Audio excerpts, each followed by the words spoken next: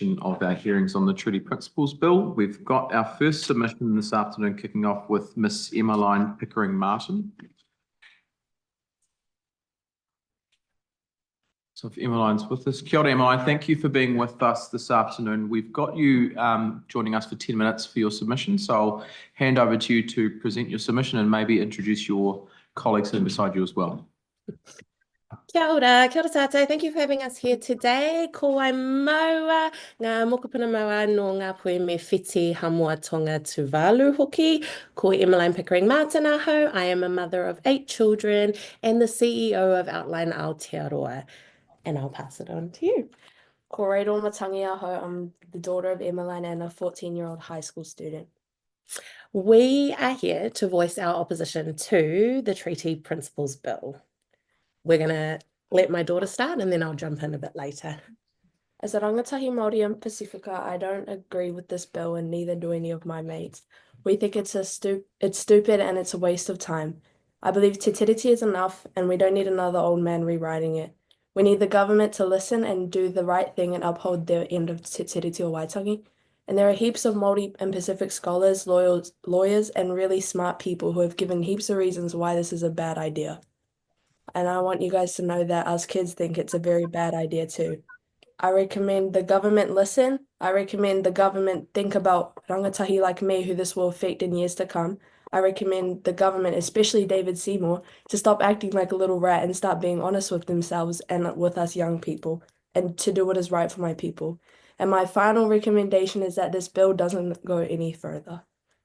Kia ora.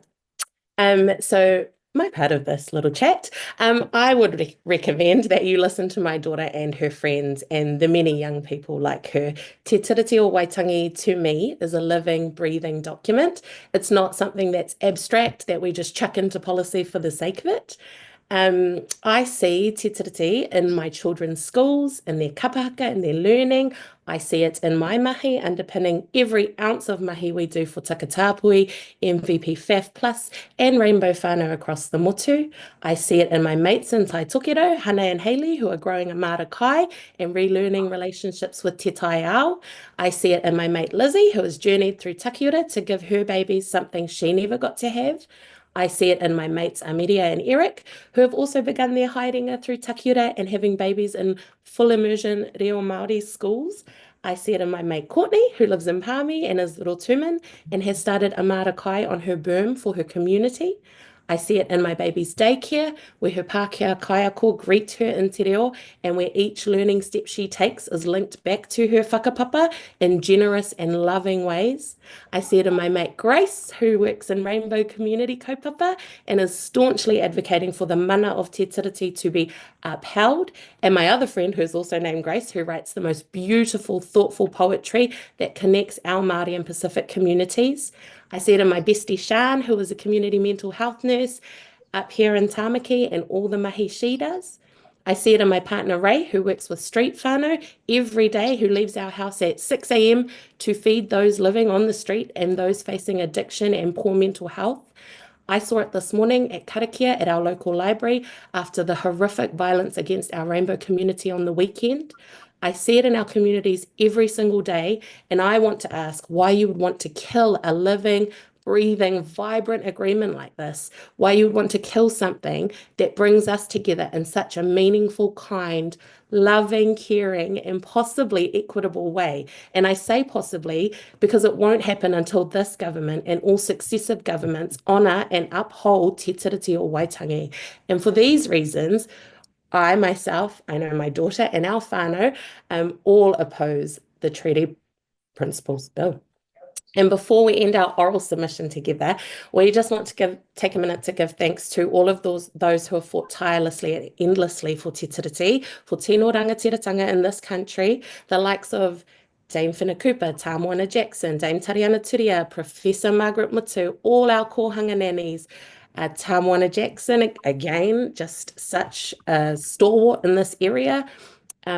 all the aunties on the marae who whip us all into shape with their words and tea towels, because they deserve this time, and many of them and those like them do not have access to these systems, because these systems exclude people like us every single day. So we would like to give a minute of our time right now to remember them in this process, for this select committee to remember all the mahi that has gone before us, the blood, literal blood of our people, the sweat, the tears, the years of education, the scholarly, academic amazingness of Te Ao Māori, Te Ao Pākehā, tangata tiriti, everyone who has fought for Te Tiriti o Waitangi.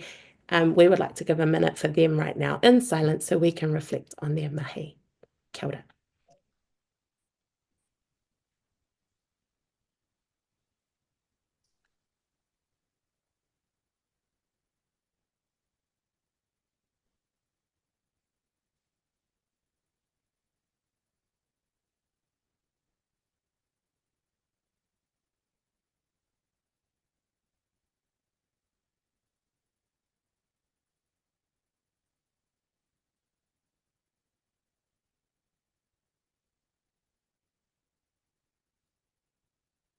We can't hear anything, James.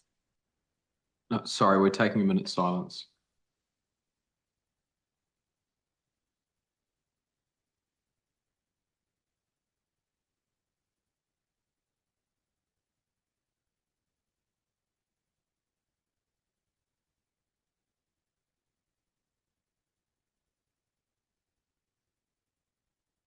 Mauri ora whānau.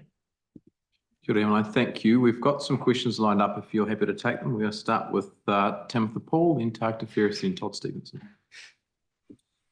Kura, thank you for that awesome submission. I totally agree. My question was, there was a lot of kōrero about this as a complete waste of time. I was wondering, in terms of that recommendation, what would you prefer to see the government spend their time and energy and resources on instead of this bill? Yeah, I think, no, me? Yeah.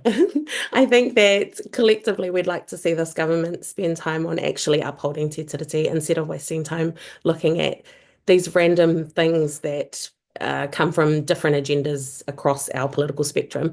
I think, yeah, investing more time, more money, and more actual energy, people's individual energy in this room into, education, correcting our correction system, healthcare, all the things that our rangatahi need and want for their future, not for ours, because man, we're all dinosaurs now. We need to give them the platform and the time and the care that they deserve, and I think that's what this government should be spending their time on. So, Emmaline, Tākta Ferris, and then Todd. Tēnā kōrua, Emmaline kōrua ko tō tamāhine, e te tamāhine tēnā koe i o whakaro nui. So two things. Firstly, to your daughter, Emmaline. Kia kaha, bub. Unfortunately, decisions that governments take can have long-lasting effects. So you and your mates keep going as hard as you can. To a couple of your points, Emmaline, you mentioned that you see Te Tiriti everywhere now. And that is the case. Te Tiriti is more well-known now than ever before. And one of the inspiring places that I see it, that most people think it would never exist, is in corporate New Zealand, i.e. New Zealand that's not attached to the government. And so those are all good signals for us going forward. And your question as to why would we want to kill such a beautiful, living and vibrant document is a bang-on question. And I think my pātai to you then is, can you talk to us about your aspirations for Te Tiriti for your 8 tamariki? Oh, that's a big question, and I'm not going to cry because I have such major aspirations for my tamariki and for all the tamariki that end up in our care through our front door in this community. I want them to be strong in who they are. My aspiration for them is that they understand how powerful they are in their whakapapa, in themselves, and in relation to all the people around them. And my aspiration for all 8 of these children is that they get to live in an Aotearoa that accepts them for being Maori, accepts them for being Pasifika, and gives them access to all these systems that they are locked out of continuously by this government and successive previous governments. Our Māori and Pacifica kids have been locked out of systems for too long, and my aspiration is that they can be themselves in all the ways, comfortably in Aotearoa without any sort of anger or discrimination or racial inequities. Kia ora kōrua. Kia ora, Emmaline, and thank you. That's the time we have for you both this afternoon, actually. So I just want to thank you on behalf of the committee for your presentation. Kia ora. We're now going to move to a submission from Ms. Narelle Huata, and Narelle has a PowerPoint to share with us. Narelle, thank you for being with the committee. We have you for 5 minutes this afternoon, and we understand you'd like to support your presentation with the Waiata as well, so that'll be incorporated in your 5 minutes, but I'll hand over to you for your submission. Te mutira manaku te mutira marangi ko hau kei watakia no te ai whiwhia te ngākai te mahara kaputaki te pai o ki te ao mārama. Tēnā te umukai ka te umukai a koe nā te umo e nei kōrero ka mā ngā koro mātua ka mā ka hoki ko hau I heke I mai nā te hāpuku no te hauke. I haina tia e te hāpuku I te whakapūtanga I te tau 1835. I haina tia e te hāpuku I te tiriti o Waitangi I te tau 1840. Ko te hāpuku ka moia ki a te haipora ka putako karanema te nahu, ka putako arihi te nahu, ka putako makuai te rangi, ka moia ki a rani ere Alison no Taranaki me Ngai Tahu. Ka putako karanema Alison ka moia ki a mohi, mihiro mohi no te pakipaki tango hene te moa. Ko mihiro mohi te Mokopuna o Pukepuke tangi ora rawa ko mohi te atahi koia. No te wai marama, I tau toko rawa I te tīmata tango te kotahitanga ki Waipatu. Ko te kōrero o Pukepuke tangi ora, kia mau ki tō whenua me kaore tō whenua kaore hoki tō mana tangata. Ko te tangata kangaro ko te whenua mautonu, mautonu, mautonu. Ko mihiro mohi ka moia ki a karanema Alison ka putako Pukepuke tangi ora Alison ka moia ki a tamatu Runanga Huata. He uri ia he nareto moana no here taunga. Ko he nareto moana tētahi rangatira I tīmata I te kotahitanga ki Waipatu. Ko he nareto moana ka moia ki a ākenehi pātoko no te hauke. Ka putako praere he nareto moana ka moia ki a kuiniri peka raerena no tokomaru. Ka putako ringa horato moana ka moia ki a te kēnana wi te tauhuata no te wairo. Ko te kēnana wi te tauhuata tētahi o ngā pātrai o te tūwai Māori Patali no te pakanga tuarua o te ao. Ko tōna kōrero whakatau aki I puta mai ko te amorangi ki mua ko te Hapai o ki muri. I tīmata rawa ko te okanga I te hau wānanga mo Ngāti Kahungu. I tōna wāki waikatoko I a tētahi o ngā minita o te kīnitanga. Nō reira e te kuini ngā waihono I te pō. Kia kaha, kia tā, kia manawa nui ki a koe. I tau toko I te kōhanga reo Aotearoa. Kawi te tāhuata ka moia ki a ringa horata moana ka putako tamatu Runanga Huata ko tōku pāpā. I tīmata I te wānanga whare tāpere o tākitumu me te rōpu kahurangi. I tia mana hia te matatini. He kore te tangata Waiata Māori Music Awards Ngāti Kahunganu Runanga Arts and Culture Board Waipatu Marae me ngā marae here taunga. Ko tōna kaupapa pūma ki tōna wakatapu o tākitumu me te whare tāperetanga. E rere te huata hopuki, e rere te manuka tomokia. Ko tamatu Runanga Huata ka moe a Pukepuke tangi ora Alison, ka putako Alison mihiro te moana huata. Ko hau, ko karanema huata, ko ariki tamatu Runanga Huata me ngā uri whakaheke. I humbly share this kōrero with you as evidence that we, the descendants of Te Hapuku, confirm that he and his descendants never gave up our tino rangatiratanga. We are still here. Through all trials and adversities that the kawanatanga threw our way, we never wavered and stood fast. Mana Māori motuhake, we are still here. 7 generations of fighting to hold on to what our tipuna gave us, our lands, waters, resources, culture, practices, and reo, tukuranga tiratanga. We are still here. I am against this bill. The primary factor is that the Treaty of Waitangi was signed between 2 entities, Maori and the Crown. Today, as a descendant of Te Hapuku and as a vote of no confidence in this current government, I am bypassing this government and talking directly to King Charles, who is the head of the state and the crown. E te kini o ingarangi, nau mai hoki mai ki Aotearoa ki te kōrero tahi, noho tahi whakaaro tahi me mahi tahi I raro I te mano te tiriti o Waitangi. King Charles, I urge you to come and clean this mess of your subjects. For the past 185 years, they have misrepresented you and your tipuna and are posturing as the crown. No more. As partners in this treaty, we have had enough. It is time for us to now talk kanohi ki te kanohi and to truly correct all the wrongdoings that have occurred since the signing of this treaty that your tipuna, Queen Victoria, and my tipuna, Te Hapuku, signed. This bill has no mana and demoralises your mana as King Charles of England. Ko karanema huata tōku ingoa, he uri ahau o Te Hapuku. I am a descendant of Te Hapuku. There are many of us. Anei, taku whare kōrero, tēnā koutou, tēnā koutou, tēnā koutou katoa.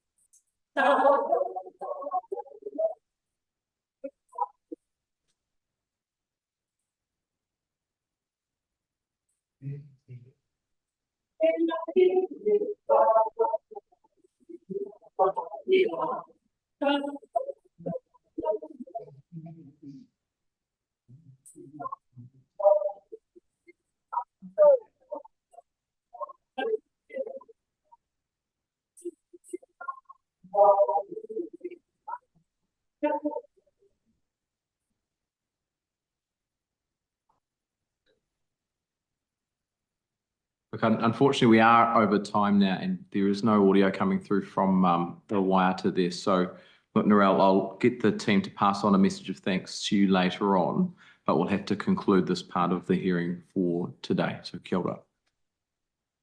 We're going to have to move on to our next submission now, and that's going to be from Ms. Stacey Mareroa-Roberts. And Stacey is joining us online. Stacey, kia ora. Thank you for being with us. Hopefully you can hear us okay. We had some audio difficulties there before, but we've got you for 10 minutes this afternoon, so I'll hand over to you to start your presentation. Nā koutou. Ko ai au ko Stacey Mareroa-Roberts ahau, he wahine Māori no Ngā Te Rangi Nui, Ngāi Te Rangi, Whakatōhea, Te Raroa, Ngai Tūhoi, Ngā Te Awa, Ngā Te Whakau e Whakapapa. I join you today to present my oral submission that I do note I had to write outside of my time in up north at Christmas, also assisting to help my whānau to write their oral submissions because the day in their lifespan doesn't allow them to do that. And today, as I said, I present to give voice to that submission. I can recite over 10 generations of whakapapa relationship to our treaty partner, and I've grown up as a living breath of that unique partnership envisioned by Te Tiriti o Waitangi, nurturing genuine understanding and equality between our treaty partners. In Māori Pacific and Indigenous governance with first-class honours, as well as a Bachelor of Law and Social Sciences majoring in history. Knowledge has equipped me with the background and experience to critically examine this bill. I have practiced as a Māori lawyer, as a historian and a professional advisor to private and public service. I currently serve as the Kaihautu of Te Pautaka Wainga in Tauranga Moana. My work and leadership is grounded in the foundation honoured by Te Tiriti, which has shaped my journey and understanding. And so I'm not here today just as an individual, but as I said, the embodied living expression of Te Tiriti o Waitangi.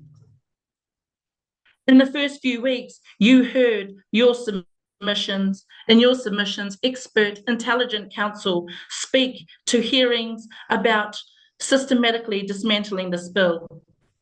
They have made it clear that this bill is legally flawed, historically inaccurate, and politically reckless. Their call for the bill to be discontinued and abandoned is unequivocal. I am here in full support of that well-founded and intelligent position. My written submission lays out the details in 3 important steps. This bill breaches Te Tiriti o Waitangi by disregarding the principles of partnership and tino rangatiratanga. It distorts decades of legal precedent by attempting to redefine Te Tiriti through unilateral crown lens. And it risks deepening the constitutional instability, undermining the very foundations of our democracy. But you have that detail, and so I do not intend to repeat that. Instead, I want to lean on my personal submission as it relates to my personal experience and impact. As a wahine Māori, this bill is a betrayal of Te Tiriti o Waitangi and my mana, which, as was stated in submissions before, has never been ceded. I stand today, now and forever, in the unwavering declaration that I do not, and on behalf of my whakapapa lands, do not and will not ever cede that sovereignty that is inherent and unopposed. The Crown's attempt to push this bill through without my free, prior, and informed consent is not partnership, it's oppression, described as progress. This bill tramples on my mana and disregards those promises of the treaty, importantly locking future generations into a system designed to silence and diminish us. It is an insult to my whakapapa, to my 3 tamariki, and to my Mokopuna, present and coming. The treaty bill represents a grave threat to the integrity of Te Tiriti o Waitangi and undermines its foundational principles. While it claims to provide clarity, its narrow interpretation strips Te Tiriti of its true meaning and spirit, jeopardizing tino rangatiratanga and creating a legacy of uncertainty for generations to come. I urge this government to withdraw this bill and engage meaningfully with Māori in its development, ensuring that it honours Te Tiriti and the ongoing protection of Māori rights and interests. Tēnā koutou katoa. Kia ora, Stacey. Thank you. We had some difficulties with parts of your submission, just with the video and audio quality, but I think everyone would agree that we got all of it fairly well through. Yeah, thank you. So I'll hand over now to questions from members if there are any questions to be had. First one is from Tākata Ferris.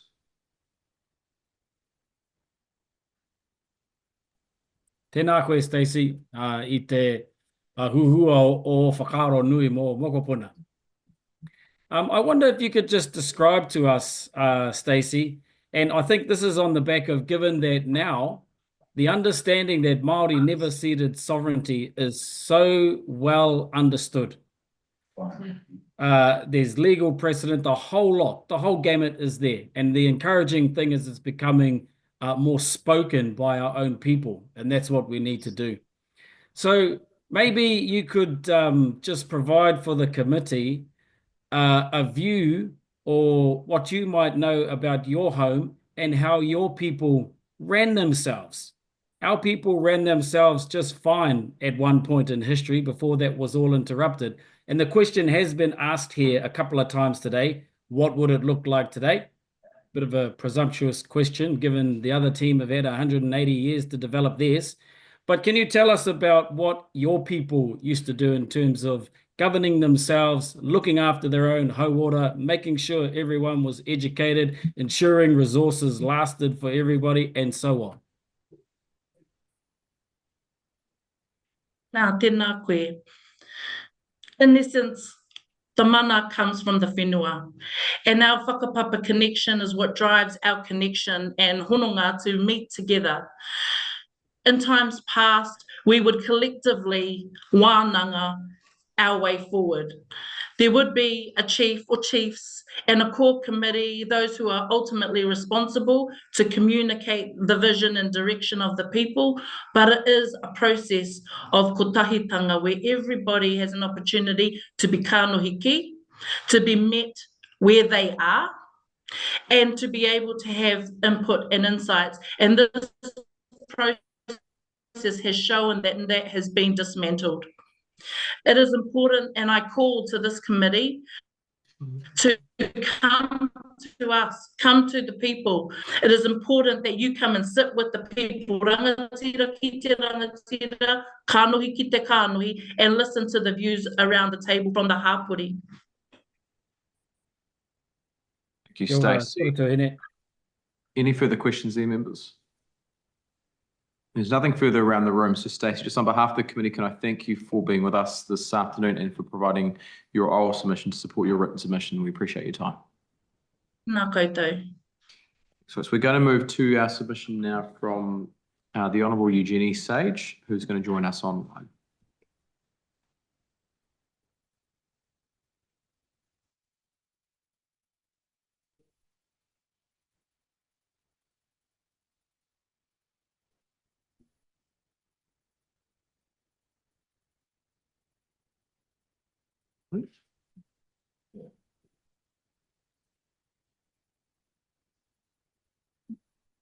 Good afternoon, Eugenie. Thanks for being with us. You're fairly familiar with how this process runs, so I'll hand over to you for the 10 minutes in your submission that we have this afternoon. Tēnā koutou ngā rangatira o te committee whiriwhiri take taio. Thank you for the opportunity to speak. Can I acknowledge you and also committee staff for the considerable work involved in uploading submissions, contacting submitters and holding hearings on this bill, and also acknowledge everyone who has submitted. I oppose the bill. The treaty gives me, as tangata treaty, a right to be here in Aotearoa. It is our constitutional foundation and it's helping shape a distinctive culture and identity for Aotearoa New Zealand as a Pacific country. As more New Zealanders understand our history and the trauma and impacts of colonisation, and if current power structures change, honouring the treaty is a pathway to a fairer and richer future where we are better connected with each other and the natural world which sustains us. Max Harris has called this bill the most dangerous piece of legislation to be introduced into Parliament in the last 20 years. I agree. It's a divisive project by one party to backtrack on the Crown's obligations under the treaty and limit treaty rights with no consultation with Maori. It seeks to invalidate the treaty by substituting Act's narrow, self-defined principles for the commitments made in Articles 1 to 3. It doesn't embody the text or the meaning of the treaty.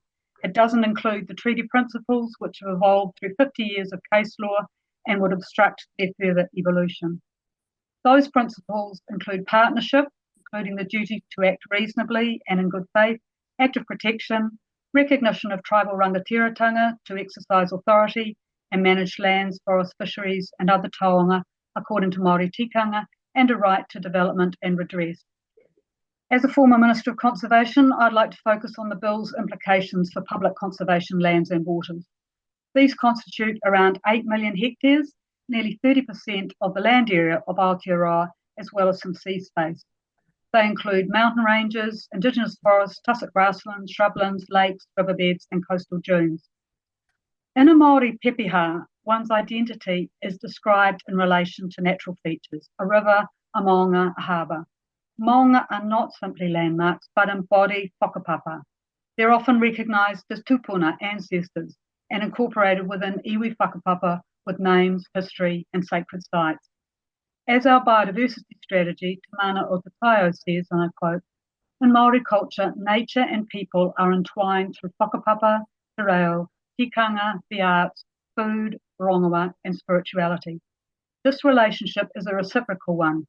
People are kaitiaki of the natural world, and the natural world is kaitiaki of people.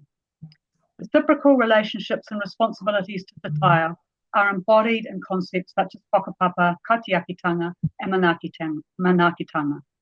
Our public conservation lands and waters are a taonga for mana whenua who exercise a kaitiaki role. They're central to Maori culture, identity, and mana. They're natural landscapes where taonga species such as kiwi, kakapo, and pingao can be safeguarded, where cultural sites and tupuna exist. They're places for connecting with the natural world, where kaitiakitanga can occur, cultural materials can be sourced, and more recently, places where rangatiratanga can start to be exercised. So the present and future health and well-being of both Maori and our public conservation lands requires that they're cared for in accordance with Te Tiriti. That's especially because our colonial history means that Maori no longer hold 95% of their land. Section 4 of the Conservation Act 1987 requires that that Act and 23 other operative laws in its schedule, including the National Parks and Reserves Act, are, quote, to be interpreted and administered so as to give effect to the principles of Te Tiriti of Waitangi. Section 4 is regarded as one of the strongest statutory references to Te Tiriti principles in our law, yet for many years the Crown's implementation of it in respect of Te Tiriti has been minimal. This is slowly changing and has a long way to go. Iwi and Hapu have been beyond patience. And I think the example of what was Egmont National Park and is now Te Papakura o Taranaki is a good example.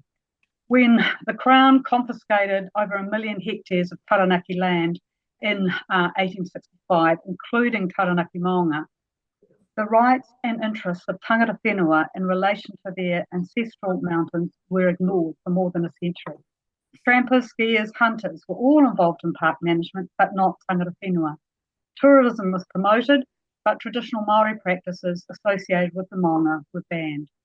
But since 2014, there's been a treaty-based partnership between the 8 Taranaki iwi, Te Papa Atawhai, the Department of Conservation, the Next Foundation and others, to restore the ecological vitality of Taranaki Maunga by eradicating goats, which has been achieved, and doing intensive plant and weed control. Now, iwi o Taranaki also strengthened their connections to their ancestral mountains. They re-engaged with significant sites. They promoted Mataranga Maori.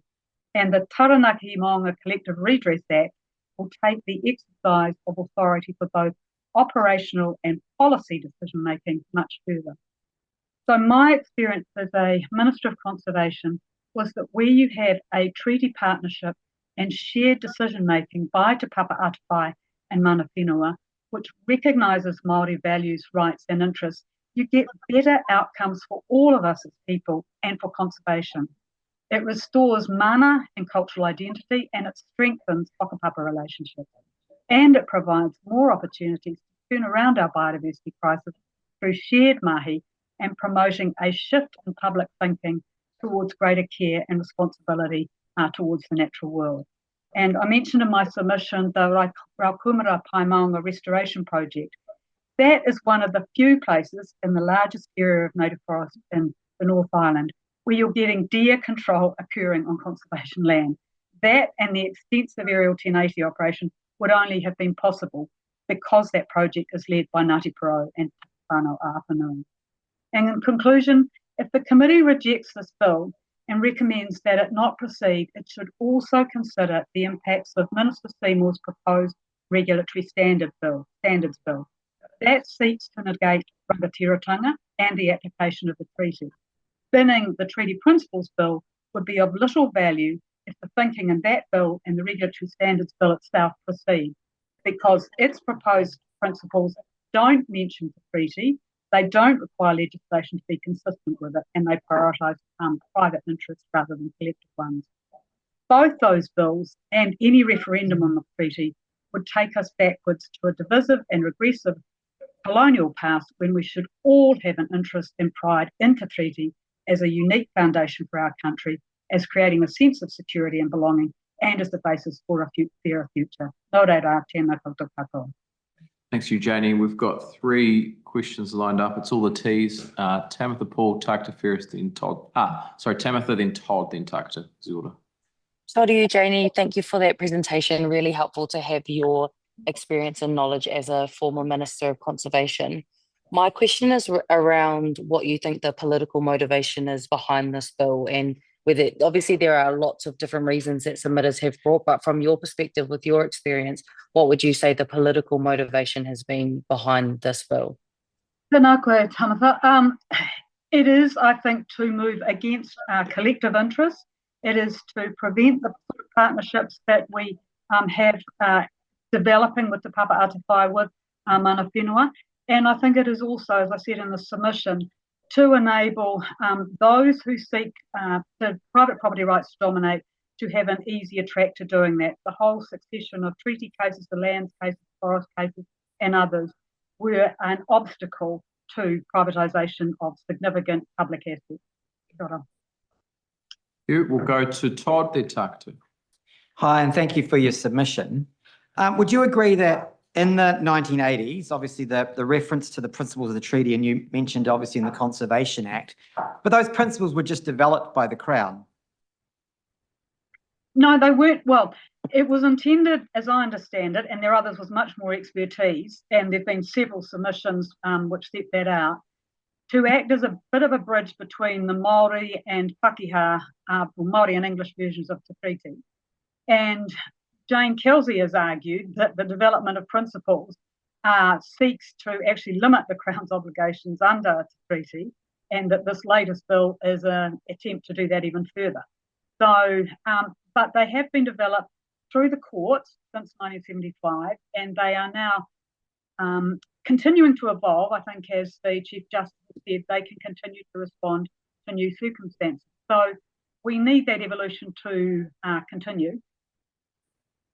Thanks, Todd. Thanks, Eugenie. That's the time we've got for you this afternoon. So I just want to acknowledge on behalf of the committee your presence and for providing your submissions. Thank you. We're going to move to our submission from Te Runanga Nui o ngā Kura Kaupapa Maori o Aotearoa. And with us at the table is Rawiri Wright. Yep. Kia ora, Rawiri. And if you introduce your colleague, we can take it away for 10 minutes. Ia kurau rangatira tēnā koutou katoa. Hohepa Campbell, CEO, and Rawiri Wright, co-chairperson of Te Runanga Nui. Te Runanga Nui o ngā Kura Kaupapa Māori, representing 66 Kura Kaupapa Māori and their whānau, strongly oppose the Treaty Principles Bill. The bill does not serve Māori or the Crown as treaty partners. Instead, it distorts the meaning of Te Tiriti o Waitangi, creates division, and undermines trust in our democracy. It must be abandoned. The bill's three principles are deeply flawed.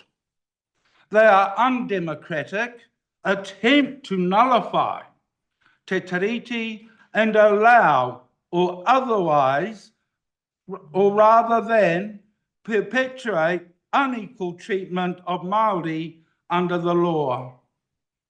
Using a referendum to push this bill forward would be equally unjust, as it would exploit majority rule to silence Māori.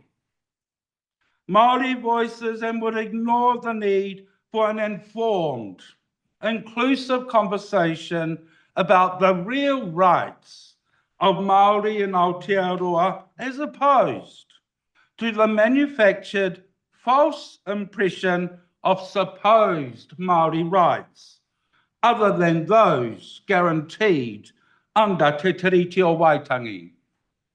This bill is not about resolving issues, it's about advancing ACT Party's political agenda. For nearly 40 years, the existing treaty principles have provided clarity and fairness. This bill threatens to erase that progress, replacing it with principles that disregard Māori rights and the partnership Te Tiriti o Waitangi provides. This bill is not the way forward. It divides us as a country. It undermines justice and dishonours our ancestors who signed Te Tiriti o Waitangi. We reject this bill entirely. Kia ora mai tātou, Rawiri Wright, co-national chair of Te Runanga Nui o ngā Kura Kaupapa Māori, and Aotearoa no Ngāti Raukawa, no Ngāti Kahungunu ki te Wairua. And you have our submission, we take that as written, and then ngā tāpiritanga. As practitioners of kaupapa Māori education in the compulsory education sector, we are the embodiment of Te Tiriti o Waitangi option. We are the principles in action. Therefore, we lend our support to those who have presented previously in their opposition to this bill. This bill represents the 2025 version of colonization and colonialization in action. It is insidious enough in itself, but when seen alongside what this co-governance government has done in recent months to disestablish and undermine projects and programs designed to uplift and improve the lot of Maori, it is clear to us, Maori, that this bill is straight out of the 19th century colonizers' playbook. Its intention is to fudge the edges and to further blur the truth of so-called Maori privilege in Aotearoa. There is no Maori privilege. David Seymour, the ACT Party and New Zealand First would have New Zealanders believe there should be no race-based legislation in this country. But the incontrovertible, inconvenient, yet historical fact is that the majority of legislation in this country has been white race-based since 1840 and only got worse when Parliament was established in 1854. There are too many examples to list here today, but the collective result has been the dissection of Maori individuals, whānau, hapu, and iwi. Let me describe. My definition of dissection is the dislocated, indigenous, spiritual, social, emotional, and cultural trauma that has been inflicted on us as a people. We do not expect Pākehā to understand that because they have been the perpetrators of the systems which have been imposed on us as a people. So they will never have any inkling of the enormity of loss we, Maori, have experienced. And this is not about individuals. This is about systemic application, right? Suffice to say, the trauma is real. Intergenerational transmission of trauma is real. The pain and anger associated with unresolved trauma is real. Spiritual, cultural, and social malaise as a result of trauma is real. And the pathway to healing is by making sure that bills such as this never see the light of day. There is another social phenomenon which is equally real for Māori, and I refer to it as cultural defense fatigue. We are tired of having to constantly defend ourselves and our way of life against issues such as this and what this current government is inflicting upon us.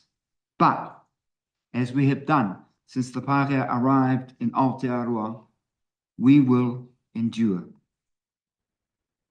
Our final words are those of the great fighting chief of Taranaki, Titoko Waru, who said, "E kore ahau e mate, ko te mate, ka mate, ka ora tonu taku toa. I shall not die. Death will die, but I and my strength will live on." Thank you. Thank you both. Questions? We've got two questions lined up. The first from Taka first, and then we'll go to Todd Stevenson. Ai, Hohepa, te pāpai Rawiri tēnā korua. Taku aroha nui kia korua me ngā kai Hapai o te kura kaupapa. He kuare no te komiti nei ki ngā whakawhiwhinga I roto I ngā tau. Engari. My question to you, and for the benefit of many of my panel members who probably not well aware of the efforts and outcomes of kura kaupapa, is given that the highest NCEA results in the country last year were achieved by a kura kaupapa and many other kura kaupapa in the top quartile, and given also that kura kaupapa, kohanga reo, and whare wānanga, all education initiatives, were founded as acts of determination in the late 70s, early 90s. So they are literally the embodiment of Māori stepping into rangatiratanga and owning it. And we now know what that produces. So in light of that, what do you think this bill threatens in terms of our modern day reclamation of rangatiratanga? The Kohanga Kura Kaupapa Māori and the Whananga we refer to them as sites of resistance. Resistance to what? Resistance to everything bad that colonization and colonialization has inflicted upon us as a people. We describe colonization as the stealth of the stealth of the land, and we describe colonialization as the messing with the Māori mind and the Māori well-being. Now, this bill could threaten our existence. We are under no illusions about that, because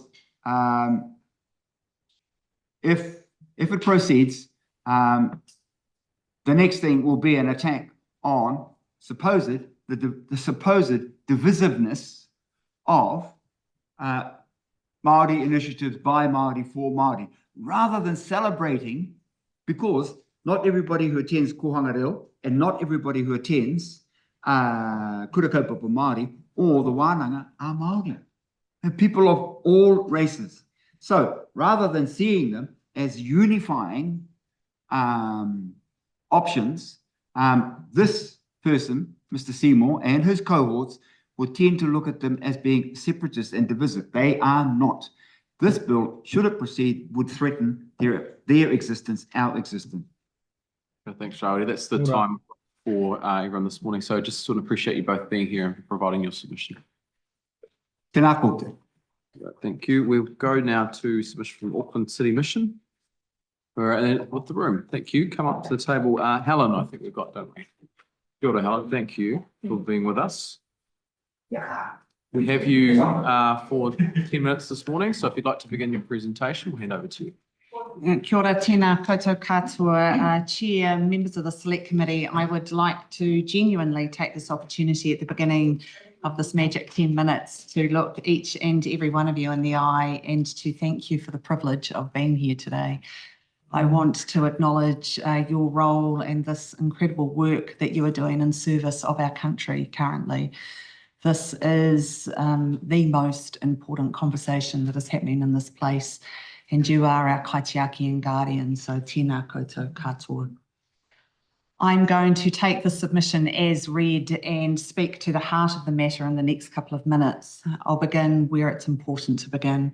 Ko waiahau, ko tamarau no rongo e te rangi, ko rongo uiroa te tupuna hiki iho kia pari te rangi te hui. Ko te Aotearoa no rongo e te rangi, no te Aotearoa o te waka a Maui ahau. Ko tōku tūranga, ko te manutaki o te Tapui Atawhai, ko Helen Robinson e mihi atu nei. I am the Auckland City Missioner, and I have the privilege here of being here today with our manutia, Jean Māori, Joanne Reedy, and Natasha Mackey, who leads our community housing services and is also the leader of our tangata tiriti rōpū at the mission. It's important that I very briefly begin with my own personal story, because in this conversation, the personal is incredibly political. You will have heard in my pipiha that I acknowledge my whakapapa to Te Aotearoa Te Waka Maui, and I want to call into this room our tupuna Elizabeth Aldridge, who is the grandmother of my grandfather Carnegie Robinson. She was the daughter of Paritirangi Te Hui and Michael Aldridge. So you are looking at a living, breathing example of the result of the literal marriage between both the colonizer and the colonized. Myself and my family across generations have received the privilege of that colonization. And there is an and that and is incredibly important. We have also suffered the trauma of that alienation and that colonization. Just over 18 months ago, I stood with my sister outside our marae and are yet able to go in. So when I talk about the trauma, I understand that viscerally in my body, and I have heard the heart's longing for return and for restoration. And perhaps the most poignant thing about this story is not so much my or our story, is that I know that this is shared across hundreds of thousands of people in our country, a longing for a return home and a restoration of a way that could be. I lead the Auckland City Mission. We are 104 years old, founded by Jasper Calder just over 104 years ago in Auckland City. We have two key purposes.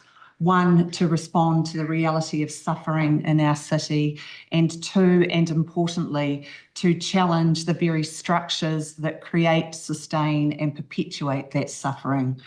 That is why I and we are here today. On behalf of the whānau that we serve over that extraordinary 104-year history, we stand unequivocally against this bill. I acknowledge that myself as leader, the licence and then leadership across the mission here, and particularly with Joanne and Natasha here with me today, is actually given to us from the very people that we seek to serve. Today, it is their story of poverty, of trauma, of exclusion that we bring with us. We bring our suffering or their suffering with us, noting that it is that very suffering that stops them being able to be here at this table. Every year, we respond to the needs of thousands of people, people who don't have a home, people who don't have access to food, people who don't have access to healthcare. Those people are disproportionately Māori and overwhelmingly so. This is important. There has been irreparable harm done through the process of colonisation and the constant and consistent breaches of Te Tiriti o Waitangi. There is a direct link to the suffering we have seen and see from that colonisation and the breach of Te Tiriti o Waitangi. Let me give you a few very recent facts. In 2024, of the 24 people who died who were accessing mission services, 2/3 of those were Māori. In 2024, at our medical centre, the Calder Centre, the average age of death was 57. In 2024, just under 2,500 people who we spoke to identified as Māori and could not tell us their iwi or hapu, the clearest and most poignant sign of disenfranchisement. It's important that I bring the words, particularly of one of our whānau, into this room. His name is Te Wharikura Te Paihua, who was once a rough sleeper and is now housed, and I will say this specifically. Where I slept in Victoria Park was just 30 metres away from where Te Tōpā once was. I was sleeping in the place where my ancestors once slept. This was their home, so in a sense I wasn't homeless, but I longed to be housed and safe. This proposed bill, should it become law, would magnify the irreparable harm that has already occurred. The process itself, the exclusion of iwi and hapu in its creation, is a key indication of the total lack of partnership that has occurred in the development of this bill. Secondly, and critically important for us, one of the key tenets of this bill is this theoretical notion of equality before the law, and theoretically we agree. What we do know is that in practice that never occurs.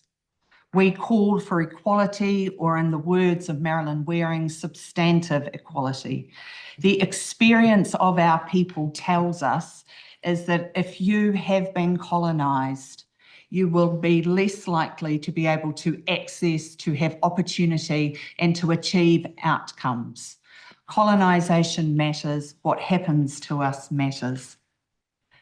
The mission is not absolved in this story. 4 years ago, on the receipt of our Ingawa Māori name, Te Tapui Atawhai, we apologised for our contribution towards colonisation, and in the great words of Dame Whina Cooper, or in her words, called for not one day more.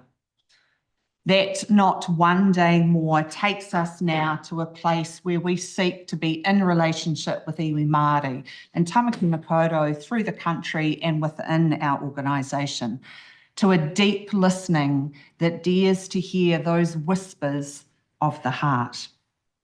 We are anything but perfect in this journey, but we acknowledge that there is an alternate way, that there is intent, and that there is actions, including specialised Māori services, Māori leadership, genuine sharing of power and resource to back up that intent. One last thing. I call you, the decision makers of our country, when you are making the decision to come and to listen to the Māori woman who is coming to us because she does not have money for food. I call you, the decision makers of this country, to come with us when you are making your decision to listen to the terminal diagnosis of a young Māori man. I call you, the decision makers of this country, to come and be with us when you make your decisions, as we sit with the queer who was found dead on the streets of Auckland, so disenfranchised from her whenua and whānau that she is denied the ultimate dignity and she dies publicly. On behalf of my tupuna, both Māori and Pākehā, on behalf of the hundreds and thousands of people who have sought refuge into Tapui Atawhai, refuge from the impact of colonisation, we call for the harm to stop. Do not abandon Te Tiriti o Waitangi, which is what this bill suggests. Instead, we call for the honouring, and we call for you as our leaders to heal. Kia ora, Helen, Joan, and thank you for being with us. That's the time for submission this morning, so I just want to acknowledge you on behalf of the committee.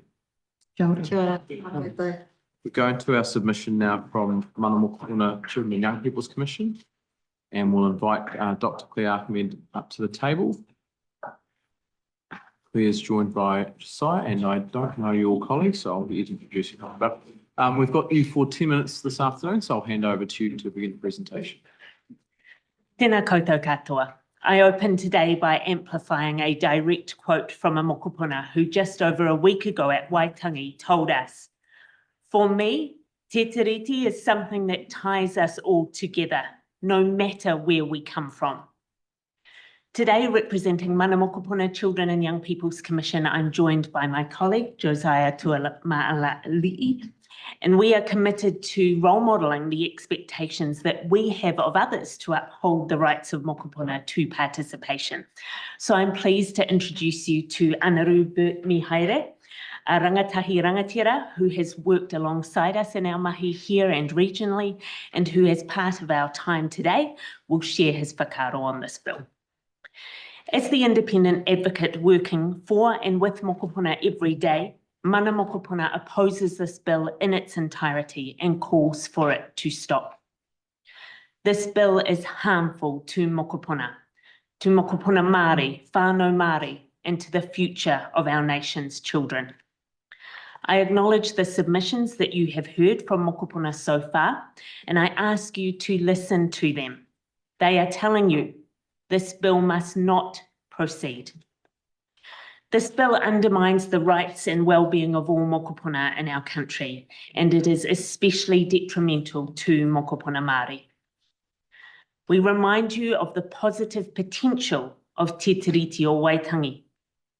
As one kōtiro Māori told us in 2023, when we asked Mokopuna an open-ended question about what matters most in their world, she told us, "What matters most to me is the preservation of te reo Māori and the progress that has been made in recent years, not in doing it, it being used and seen in as many places as possible, honouring Te Tiriti o Waitangi in a range of decisions made over New Zealand." In our country, Te Tiriti o Waitangi and the UN Convention on the Rights of the Child weave together to make very clear the rights that Mokopuna have. Mokopuna Māori are tangata whenua with fundamental rights that come from whakapapa, mātauranga Māori and tikanga Māori, rights which are reaffirmed in Te Tiriti o Waitangi. The bill fails to recognise the ongoing impacts of colonisation and the systemic and structural discrimination and personal experiences of racism and discrimination that Mokopuna Māori and their whānau experience. In our work with Mokopuna, we regularly see and hear how this discrimination and the inequities perpetuated by the failure to uphold Te Tiriti o Waitangi play out in the daily lives of Mokopuna Māori, in both their experiences and their outcomes. We see and we hear about the difference it makes to Mokopuna Māori when steps are taken to give effect to uphold the articles of Te Tiriti and their rights. Rather than continuing to spend time and money on this bill, we call on Parliament to prioritise the rights, interests and well-being of all Mokopuna and invest in policies that are proven to reduce inequities and achieve positive outcomes, as determined by Māori. Last Friday, you heard from Hiniatia Alexander, who explained that as a 16-year-old, she was speaking to you as, and I quote, a rangatahi who will live with the weight of decisions today in the future. I urge you, stop and feel that weight of today and the future that Hiniatia spoke to you about. Mokopuna make up almost a quarter of our population here in Aotearoa, New Zealand. And Mokopuna around the motu are telling us clearly, don't proceed with this bill. As well as being one of their minimum basic rights, ensuring Mokopuna are part of decision-making that affects them is sensible. How else do you as decision makers have full information? Mokopuna have not been afforded the opportunity to participate meaningfully in this discussion before this bill came to Parliament, despite the significant implications it has for them, and even though it's their right to be involved. This bill goes to the heart of who we are today and in the future as a nation. It is Mokopuna who will inherit the impacts of this bill for the longest time. It must not proceed. Please now focus on listening to what Mokopuna are telling you, Mokopuna Māori and Mokopuna Tauiwi. This kaupapa matters to them. They want to see Te Tiriti o Waitangi protected. I pass the rākau to Anaru. Today, I start off with a quote from poet Randy McLeave. There was no hate or any scorn into my soul. These emotions weren't born. Te Tiriti, the tāmoko of our nation, our people, and everything Aotearoa. Te Tiriti is a very important footnote of our history. It has a great deal of impact to Māori and non-Māori rangatahi in social services. Te Tiriti has helped me to realise my potential as a young Māori and the importances for our future and our future generations of rangatahi and care. He Māori ahau, I am Māori.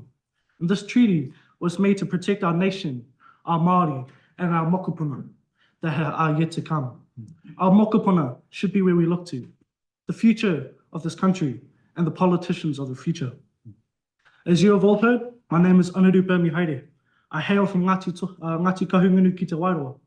I grew up in care all over in Wellington. I came from an unstable family who struggled with their own trauma. I had been moved, and when I thought I was in a safe place, I had been moved again. I spent the last of my teenage years in a care residence in Ngāti Toa, Horiroa. I live on my own now, independent and able to speak with you all. I learned a lot about the world, the good, the bad, the really bad. But I'm an older brother of 2 and a younger brother of 5, and I had to put this responsibility on myself to be the best brother for all of them. Trying to do my best in school, performing kapaka and learning about my culture. While I stand here speaking, my younger sister is in school, waiting to hear how I am and how I did in the decision makers of Aotearoa. This bill will undermine all that our ancestors have worked for. Dishonor those who signed, Māori and Pākehā, We are a nation of multiple ethnic backgrounds, and we can't change what has happened. But for the future of our people, we can start to look around and see that as Maori, we aren't trying to prioritize ourselves and degrade other cultures or races. We're trying to join them together, unite, not as Maori, Pākehā, and other, but as Aotearoa. I'm not the only young person to speak out on how I feel on the bill. At Waitangi, we connected with a lot of rangatahi and spoke with them about Te Tiriti and what it means to them. These are what these rangatahi had to say about Te Tiriti. The principles of Te Tiriti are not hard to understand. They are hard for the Crown to accept. I see Te Tiriti as foundational to our country. It was never an agreement that was never honoured by the other half of the government. It's like a sense of identity for our Maori people. It's pretty ratchet that the government is trying to take away the treaty because that means we will not have rights to our own land. Waitangi is not a celebration day. It's a day to remember our tūpuna, who did their best to honour our culture for their mokopuna. To conclude, I am Maori, no matter my blood. The rangatahi of this generation are our future, our kids and theirs. If we are to get rid of this treaty, we'll be showing our kids and theirs that we did not understand unison. As a nation, we need to unite together, not tear each other apart. We need to stand tall as one nation for those who come after us, for the rangatahi and care who don't know about their culture or refuse to acknowledge out of a misunderstanding in my mind. And before I finish, I'll leave you with this whakatauki. Tungia te ururua, kia tapu whakarito te tupu o te harakeke. Clear away the undergrowth so the new shoots of harakeke can spring up. Thank you all for listening to what I have to say. Tēnā koutou, tēnā koutou, tēnā koutou katoa. As the independent advocate working for and with Mokopuna every day, I call on you all, hold close the future that Mokopuna will inherit and the realities of their lives today. Do the right thing by Mokopuna. Do not let this bill proceed. You have the opportunity to amplify the voices of Mokopuna to Parliament in your report back. Please take that opportunity. If this bill progresses, it will undermine the rights of Mokopuna today and tomorrow. Another way is possible, making Te Tiriti o Waitangi real every day. That is what the Mokopuna of our country are calling on you to do, and we support them in that call. Well, kia ora koutou. That is the end of our time, but we don't have our next submitter with us, so we probably have some time. We'll make up some time as well. But we'll have some time for questions. There are a couple of questions, so I'll take them in order from Duncan Webb, Todd Stevenson and Tamitha Ball. If you can still keep your questions relatively short and concise though. So Duncan first. Kia ora, thank you. Thank you, Mr. Chair. Thank you for that submission. Look, there's a lot of talk about equality and the idea that services should be provided on the basis of need. I'd really like you to talk about why we need services that are tailored specifically for Māori, and how that addresses some of the issues that you've been talking about today.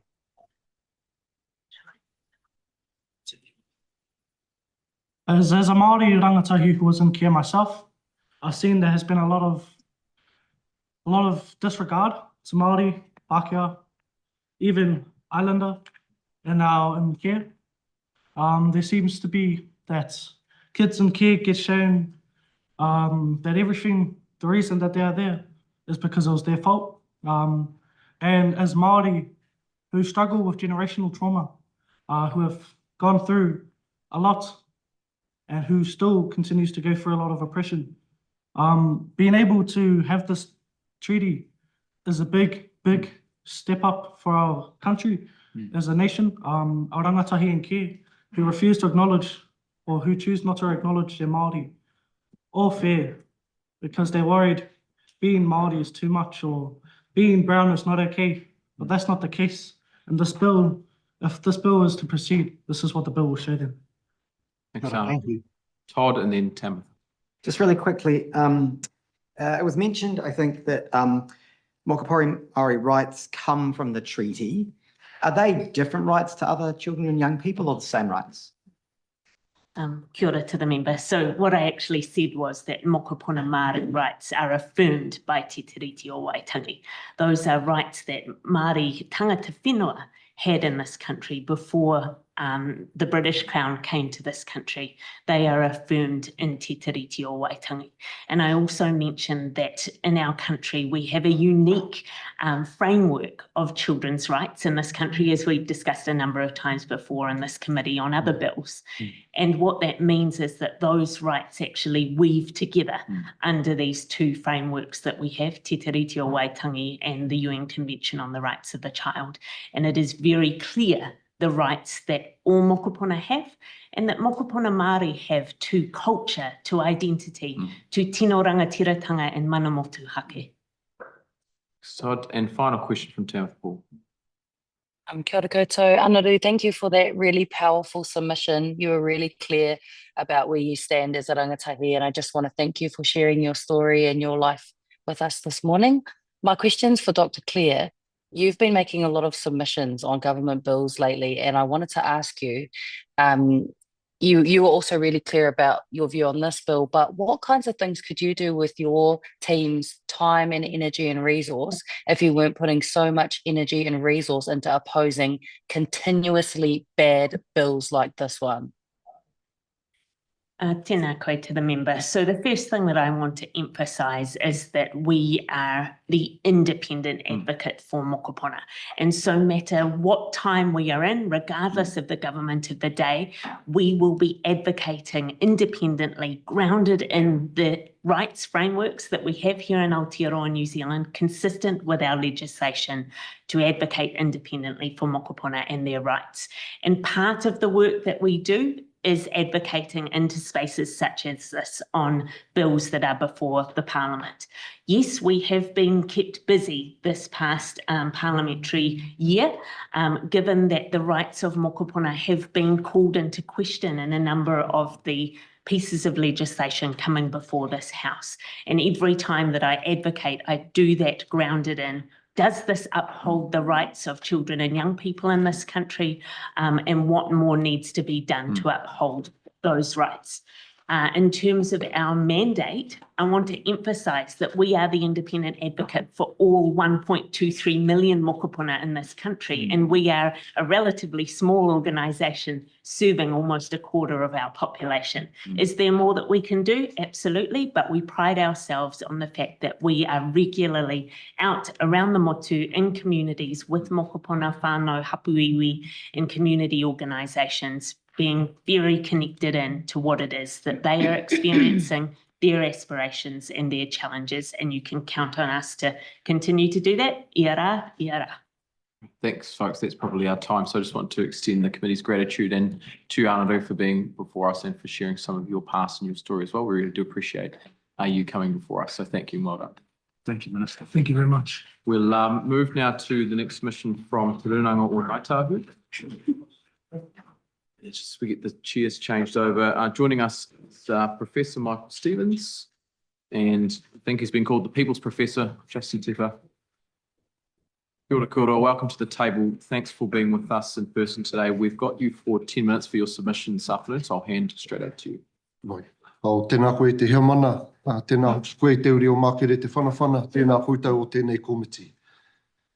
I begin with an extract from the English translation of the Crown's formal apology to Ngai Tahu, located in Section 6 of the Ngai Tahu Claims Settlement Act 1998. The Crown apologises to Ngai Tahu for its past failures to acknowledge Ngai Tahu rangatiratanga and mana over the South Island lands within its boundaries. And in fulfilment of its treaty obligations, the Crown recognises Ngai Tahu as the tangata whenua of and as holding rangatiratanga within the takiwā of Ngai Tahu Whanui. That apology and the bundle of legislation that makes up the Ngai Tahu Claims Settlement was made possible by three key things. Number one, Parliament in 1975 establishing the Waitangi Tribunal. Number two, Parliament in 1985 granting the Waitangi Tribunal retrospective powers of inquiry back to 6 February 1840. And number three, the Court of Appeal in 1987 during the famous Lands case, giving careful and considered form to Parliament's notion of the principles of the Treaty of Waitangi. Those developments which have earned bipartisan support have enhanced equality of opportunity in this nation.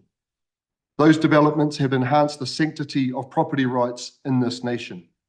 Those developments have enhanced the rule of law in this nation.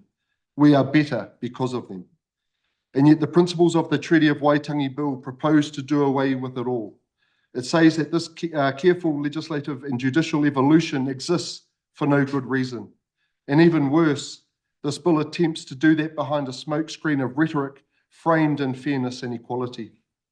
This is an old and tired game we thought had been consigned to history. The view of Te Runanga o Ngai Tahu is that this bill is nothing more than an attempt to antagonise and exploit the tyranny of the majority. That is the worst kind of politics, and this bill would make the worst kind of law. The bill is at best disingenuous and at worst dishonest. It claims to uphold historical treaty settlements via its Principle 2, while simultaneously dismantling the very framework that made those settlements possible in the first place. Treaty settlement legislation is not, as the bill implies, self-contained. The Ngai Tahu Claim Settlement Act is shaped by a raft of other legislation, as well as settled understandings of that additional legislation. One example is the Conservation Act 1987, Section 4, which obliges the Department of Conservation to give effect to the principles of the treaty. This is particularly important to Ngai Tahu, given that 10 out of New Zealand's 13 national parks occur in Te Waipounamu. Narrowing the meaning of Section 4, as the bill attempts to do, would therefore undermine the foundations and value of our historical treaty settlement and threaten its durability. Ngai Tahu agreed in 1998 that our treaty settlement would be full and final. This bill, promoted by a minority of those temporarily occupying the Treasury benches, puts it at risk. This bill, if passed into law as it stands, will reopen the historical grievances that the Ngai Tahu Claim Settlement Act and the Crown's formal apology rectified and laid to rest. I want to also point out that not all rights and interests of iwi and hapu are located within historical treaty settlements. Within Ngai Tahu, just to give two examples, there are the beneficial TT Islands and seasonal mutton bird harvest, and various arrangements connected with lands allocated under the South Island Landless Natives Act 1906. These examples are further evidence that this bill is ideologically blinkered, historically ignorant, and administratively blunt. It would create many more problems than it claims to solve. I'll now hand over to my whanaunga Mike Stevens, the Aotearoa representative to Te Runanga o Ngai Tahu, to elaborate further. Tēnā koe, i te kaiwhakahaere, tēnā rā koutou i ngā mema o te komiti nei. I likewise draw the committee's attention to the Crown's formal apology to Ngai Tahu. I quote, "The Crown recognises that Ngai Tahu has been consistently loyal to the Crown and that the tribe has honoured its obligations and responsibilities under the Treaty of Waitangi and duties as citizens of the nation, especially, but not exclusively, in their active service in all the major conflicts up to the present time to which New Zealand has sent troops. The Crown pays tribute to Ngai Tahu loyalty and to the contribution made by the tribe to the nation." End quote. This passage acknowledges Ngai Tahu individuals and whānau who have served in the armed forces, especially during World War II, due to the particularly high price we paid on land and sea and in the air, as well as on the home front. Those sacrifices were made in accordance with the logic Tā Apirana Ngata made clear in his 1943 publication, The Price of Citizenship. Ngata believed that supporting the war effort was the ultimate way by which Māori could honour the Treaty of Waitangi, gain respect of Pākehā, and expect better social and economic opportunities in post-war New Zealand. Ngata famously asked whether the civilians of New Zealand realised the implications of the joint participation of Pākehā and Māori in this last demonstration of the higher citizenship. The answer to his question was, by and large, no, in which came in October 1944 during a hui convened here in Wellington by the Ngai Tahu parliamentarian Tā Eruera Te Kātane. One of the keynote requests of that hui was for the establishment of an independent tribunal to investigate and resolve Māori claims. Our taua and paua, our grandparents and great-grandparents who belonged to the greatest generation, thus understood the establishment of the Waitangi Tribunal in 1975 and the subsequent extension of its remit a decade later as belated recognition of wartime sacrifices, especially by those who never came home. The framers and supporters of this bill are either ignorant or indifferent towards that sacred backdrop, but the Justice Committee should not be. As our kaiwhakahaere has just explained, those two legislative developments led directly to the Lands case in 1987, which delivered two key things in turn. Number one, a politically negotiated outcome paving the way for historical treaty settlements by ring-fencing Crown property in the era of mass privatisation. And secondly, thoughtful ruminations from mainly conservative judges as to the meaning of the principles of the Treaty of Waitangi, which have enhanced the nation's democratic processes and outcomes. We agree with our upoko Tātipuni O'Regan that the partnership aspect of the Lands case has been misconstrued by Maori and Pākehā alike. In so doing, the Court of Appeal's finding that the Crown owes iwi and hapu a duty of active protection has become somewhat lost, in turn obscuring the inherent power asymmetries between iwi and hapu and the Crown. All of which brings us, somewhat full circle, to Reverend Montague Hawtrey, an Anglican pastor and neighbour to Edward Gibbon Wakefield, he of the New Zealand Company. Reflecting on the nascent New Zealand colony in 1840, Hawtrey wrote that unless parties have what he called the same power in the field, nominal equality will not lead to actual equality. Instead, to quote Hawtrey directly, quote, where one of the two parties was unsophisticated in the forms of Western civilization, the only consequence of establishing the same rights and the same obligations for both will be to destroy the weaker under a show of justice, end quote. The principles of the Treaty of Waitangi Bill looks to revive that tradition that Hawtrey argued against. This was ugly enough in the 19th century and has no useful place in a modern, liberal, pluralist 21st century democracy. The first 150 years of Crown rule in New Zealand is a story by which iwi and hapu were bound ever tighter to the rule of law, while the rights and interests of iwi and hapu were barely protected by the rule of law. Certainly, that is the story of Ngāi Tahu.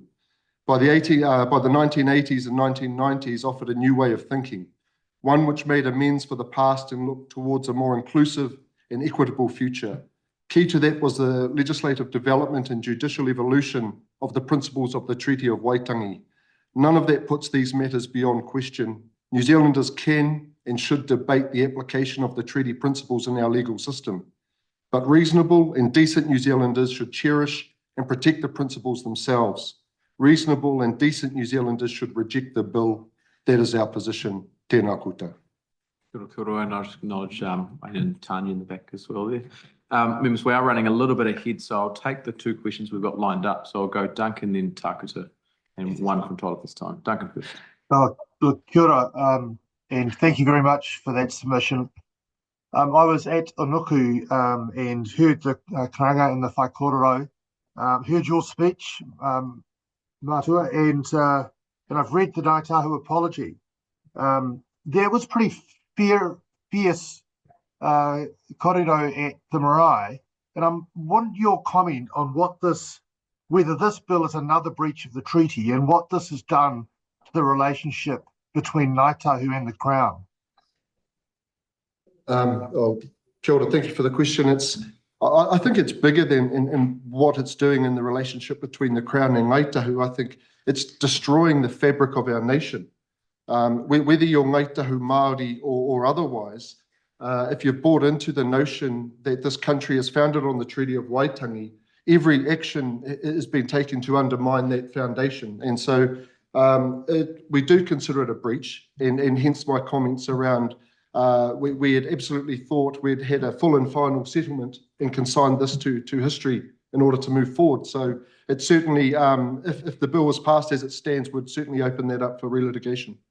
Kia ora, thank you. It's just shameful, I agree. Yeah, thank you, Duncan. We'll take the question from Takuta first.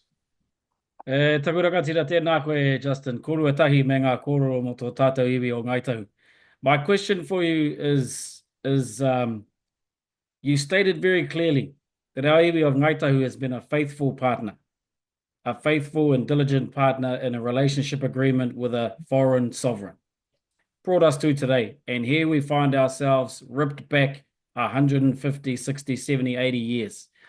What does that mean for you in terms of how we are bringing up our children, the impacts for them going forward, how we train them from here on out, and what it means into the future?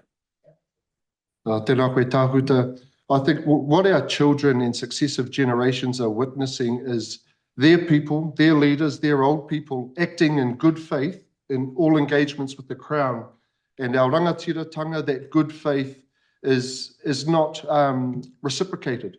And so our children, our young people, they lose heart and they lose faith in the system that the old people are engaging in good faith. And so it does mean that we have to reassess and relook at how we're bringing up our young people to engage in the system that pays no heed to the contractual engagements that their parents, grandparents and ancestors have not only entered into, but made every effort to uphold in the utmost good faith. Kia ora, ngā Kia ora koutou. Thank you both for being with us and for your submission. We, as usual, appreciate you guys being here. Tēnā koe. We're going now to our submission from TEU, Tertiary Education Union. We've got Sandra Gray joining us. Kia ora, Sandra. Thank you for being with us. Committee has you for 10 minutes this morning, so I'll hand over to you to begin your presentation. Kia ora, and thank you. Thank you for allowing us to bring the thoughts of the 11,000 members of the Tertiary Education Union Tahu Karangi to you today. I want to begin by saying apologies from our two presidents of the union. We are now co-governed and have a president Maori, Hon Watani, and a president Tangata Tiriti, Julie Douglas. Both are at other engagements and asked me to come on their behalf.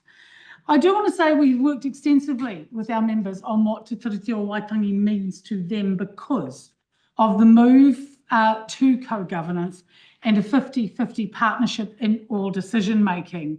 For our tangata Tiriti members, Te Tiriti o Waitangi is actually crucial to all they do in terms of their sense of belonging in Aotearoa, their sense of belonging in our union, and the place on which they stand. For our tangata Māori members, they have said this, the Tiriti o Waitangi, this space is theirs to hold in relationship with all who have come since they began their journey here in Aotearoa. So it is really important to acknowledge that it's not just for Māori to speak up, to stand up, and to acknowledge Te Tiriti o Waitangi, and it is ours to make sure that the relationship works, which is what our union is trying to do. This is a foundation document also for us in terms of decolonisation of Aotearoa, of re-indigenisation of Aotearoa, and of an active move to try and get equity. It is critical in tertiary education sector that Te Tiriti o Waitangi continue to form a foundation document and that the articles are used to drive tertiary education because of the ongoing and long-standing inequality faced by Māori in tertiary education. In our submission, we did say the difficulty with the bill is that it completely ignores the truth about what Te Tiriti o Waitangi is to deliver, and it is not based in any fact of how we should operate as a Te Tiriti-led nation. It also, in our submission, we talk about the need to make sure that we understand fully how equality can be achieved.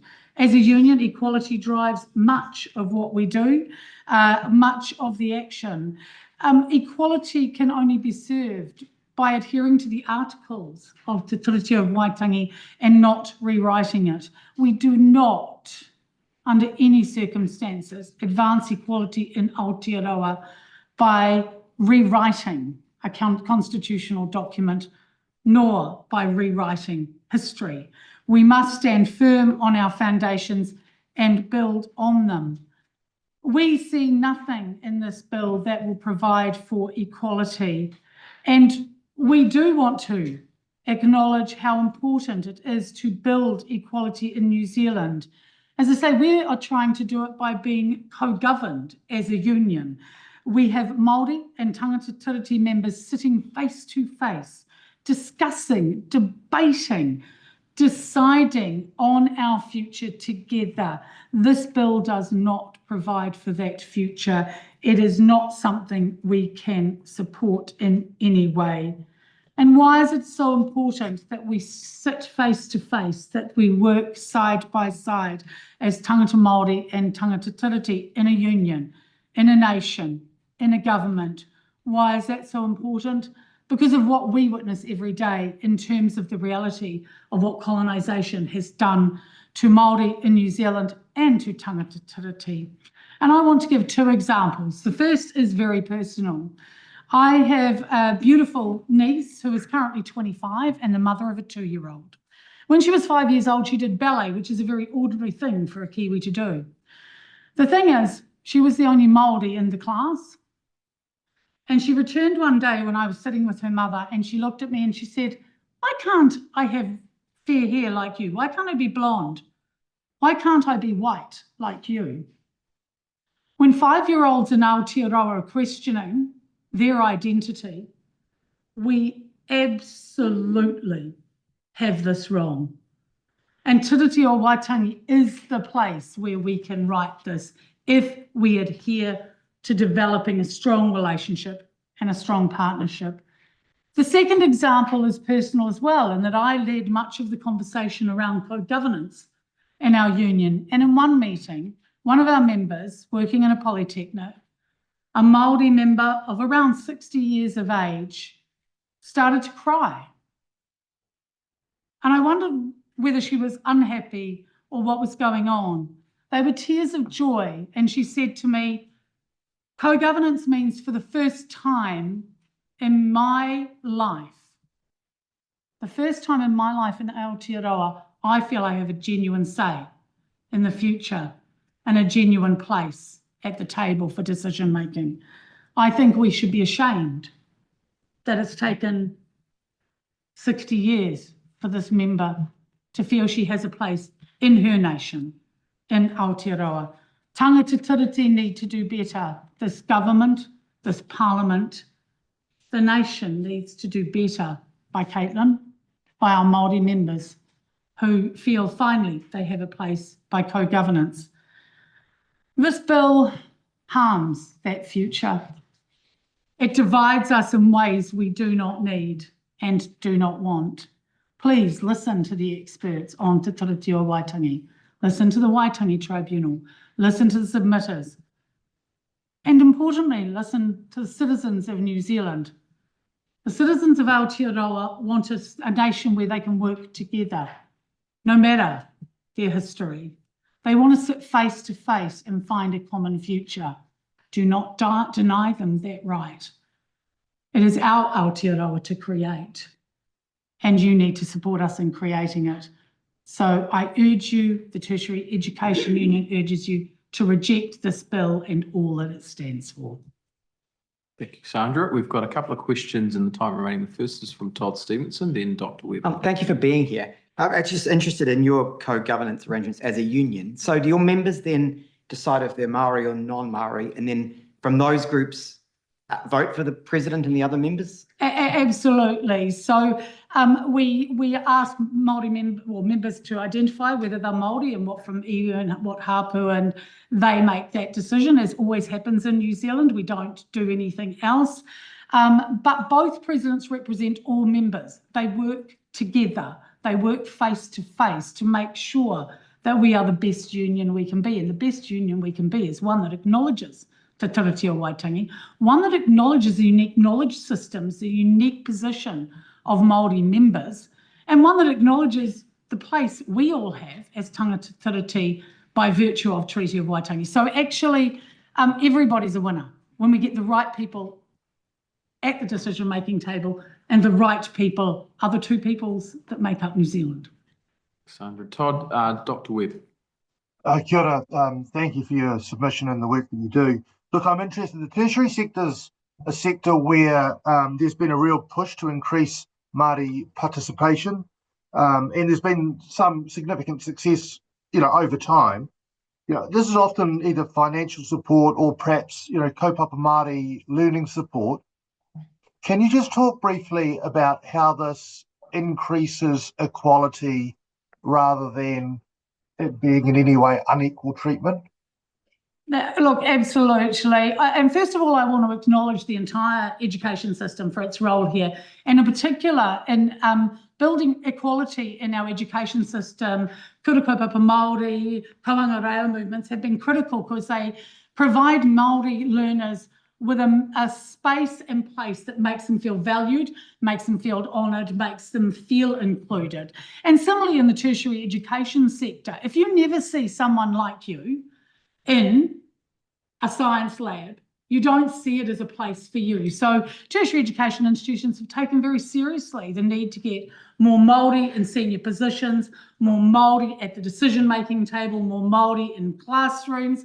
And similar moves have been done, for example, in women in science, if you give the equivalent. Treating people differently is a good thing if it achieves better outcomes. So if Māori students need someone who specialises in Māori science communication to teach them, we should make sure that happens. We need their knowledge. We need all knowledge to solve the intransigent problems of this world. We're not going to solve climate change and poverty by just taking one knowledge system. So tertiary education can provide a linchpin to getting more people involved in decisions, more people involved in knowledge generation from the widest pool of knowledge that we can use. So that's how it is really critical that Te Tiriti Waitangi remain a foundation of our sector, remain a foundation of our nation, because that will drive the best results for every single person. Thanks, Duncan, for the question. Thanks, Sandra. That's our time for this afternoon. So on behalf of the committee, can I just thank you for being with us and appreciate your support. Thank you. Folks, we're going to, the agenda has buffer, but we do have Taranaki Whanui with us, so I'll invite the team to the table. The submission is in the papers, so everyone will have read it as well. So, kia ora, thanks for being with us. We've got you for 10 minutes this afternoon, so I'd like to hand over to you to begin your presentation. Kia ora mai tātou. Te tia mana tēnā koe Aotearoa ki ngā mema o tēnei komiti, tēnā koutou, a tēnā tātou katoa. My name is Kara Puketapu and I am the Chief Executive of Taranaki Whanui ki Tupoko Teika, which is a post-settlement governance entity based here in Tupoko Teika. Today I speak in support of our written submission, which I take as read. Taranaki Whanui strongly opposes the provisions of the Principles of Treaty of Waitangi Bill for the reasons outlined in our submission. We urge committee members to recommend that the bill does not proceed. There is a truth we all know but too often forget. Things do not fail catastrophically overnight. They fail when we let standards slip little by little, when we allow small compromises, when we look the other way, when we tell ourselves that just this once, just for now, we'll let it go. And then one day we wake up and everything we thought was strong, everything we thought was built to last, has crumbled. That is what is happening here. This bill is not just an attack on the principles of the treaty. It is a part of a pattern, a steady erosion of the standards that are meant to uphold fairness, justice, and partnership in this country.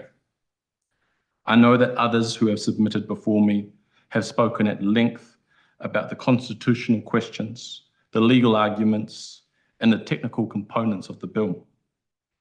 You have heard from lawyers, historians, policy experts, former and current politicians, academics, and various rangatira from throughout the motu.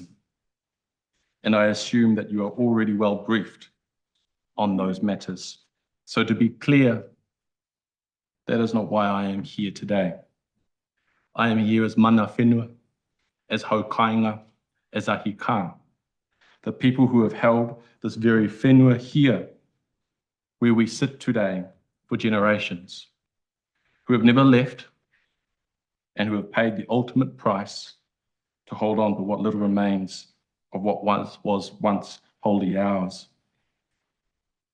I'm here to speak not of legal theory, but of lived experience, not of constitutional frameworks, but of whakapapa, of whenua, of pain, of loss, and of the long, hard road we have walked to be here today. For generations, my people have fought to regain just a fraction of what was taken from us. We have sat in courtrooms, across negotiation tables, hearings just like this, pleading our case, proving our case, and reproving our case again, again, and again. We have buried our kaumatua, Kaua and Kuia, who did not live to see the outcomes of these negotiations. We have lost warriors who have given everything to their people, only to die before they could see the return of even the crumbs of what was lost. The treaty settlements were meant to be a form of redress. They were meant to be an attempt, however inadequate, to acknowledge the immense injustices of the past. Yet even then, let us be clear, they were not justice. They were not fair. What we received in return after decades, after generations of battle, was a fraction of what was taken. And now even those crumbs are under threat. This bill is not just an insult to our past, it is a threat to our future. It tells us once again that our place in this country is conditional. That our mana, our rights, our very existence as tangata whenua is subject to the political whims of those who sit in power today. This is not just an attack on Te Tiriti. It is an attack on us as people, as a people. But let me say today, we will not be having any of it. Te Tiriti is the highest standing tree in the heart of this nation, Te Tōtara Haimata. Its roots run deep, drawing strength from the whenua, sustaining the branches that shelter and give life to us all. This bill poisons the very whenua that gives Te Tiriti life. It seeks to sever the roots that bind us to this land and to each other. The government may say that this is about clarity, about making things easier to understand. But let us be clear. This is not about clarity. It is about control. It is about rewriting history, about reshaping Te Tiriti into something more convenient for those who wish to diminish its power. We have seen this before. We know how it begins and we know where it leads, because history has taught us that once one compromise is made, once one fundamental truth is questioned, the next follows more easily, and the next, until the very foundation that holds this country together is eroded beyond recognition. This is why we are here today, to say not one step further, to say this is unacceptable, to say we see exactly what is happening and we will not stand for it. And as we all know, this bill will not pass. And we all know the numbers are not there. But that does not mean that the harm has not been done. The mere attempt, this deliberate act of undermining our place in this country has caused harm. It has caused trauma. It has reopened wounds that have far from healed. We saw the pain and unity in action when more than 100,000 people took to the streets of our city here in Te Upukotika on November 19, 2024. They did not march out of convenience. They marched because they knew this was more than a bill. This was about who we are as a country, as a nation. For our people, this is not just a policy debate. This is not just another bill in Parliament. This is personal. Because Parliament does not sit on neutral ground. It sits on Maori land. The very land my ancestors tilled, cultivated, and called home long before a single law was passed in this very house. And now, from within these walls, a government seeks to tell us what Te Tiriti means.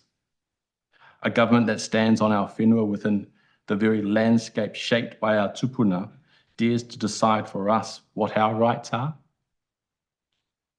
That is the height of arrogance.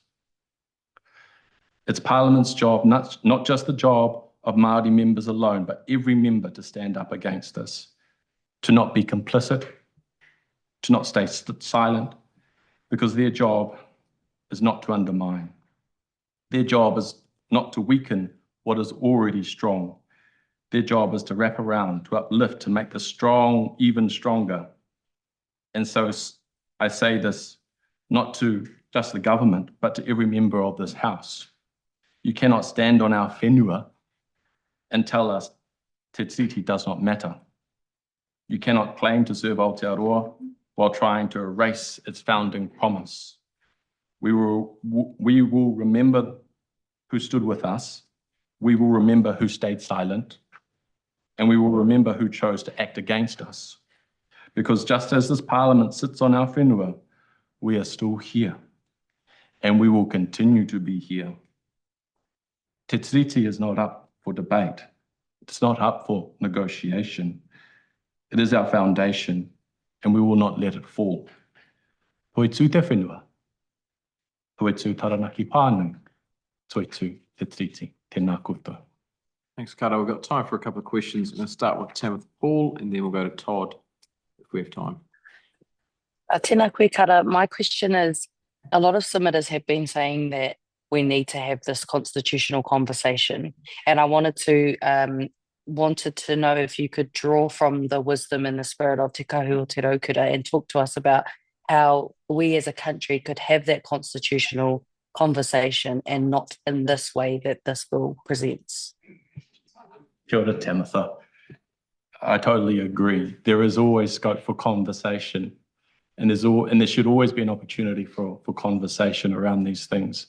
But that's a two-way conversation, an honourable conversation, a conversation where both partners go into it with a mutual understanding of the terms and the parameters of that conversation. Without that, it's just a one-way conversation from the government determining how things should be. So Te Kahu o Te Raukura speaks to honour, goodwill, and those concepts of reciprocity. I think Te Kahu o Te Raukura provides a beautiful framework for how we might be able to enter into that conversation about constitutional reform, if we so choose that we wish to do that. Kia ora, thank you. That's the time we have this afternoon. So I just want to acknowledge your submission for being with us this afternoon. Thank you, James. Right, folks, we're going to move now to a submission from Hapai to Hauora Tapui Limited.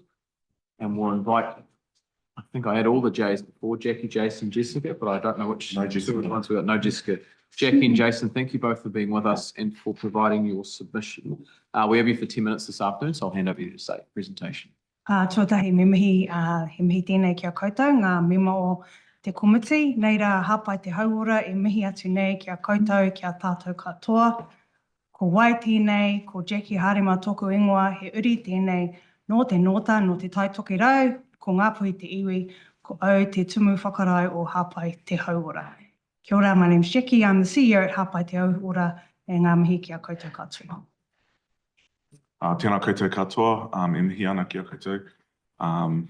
O Jason Alexander taku ingoa, uri au no te tai tokarau, and I am the COO at Hapai te Hauora.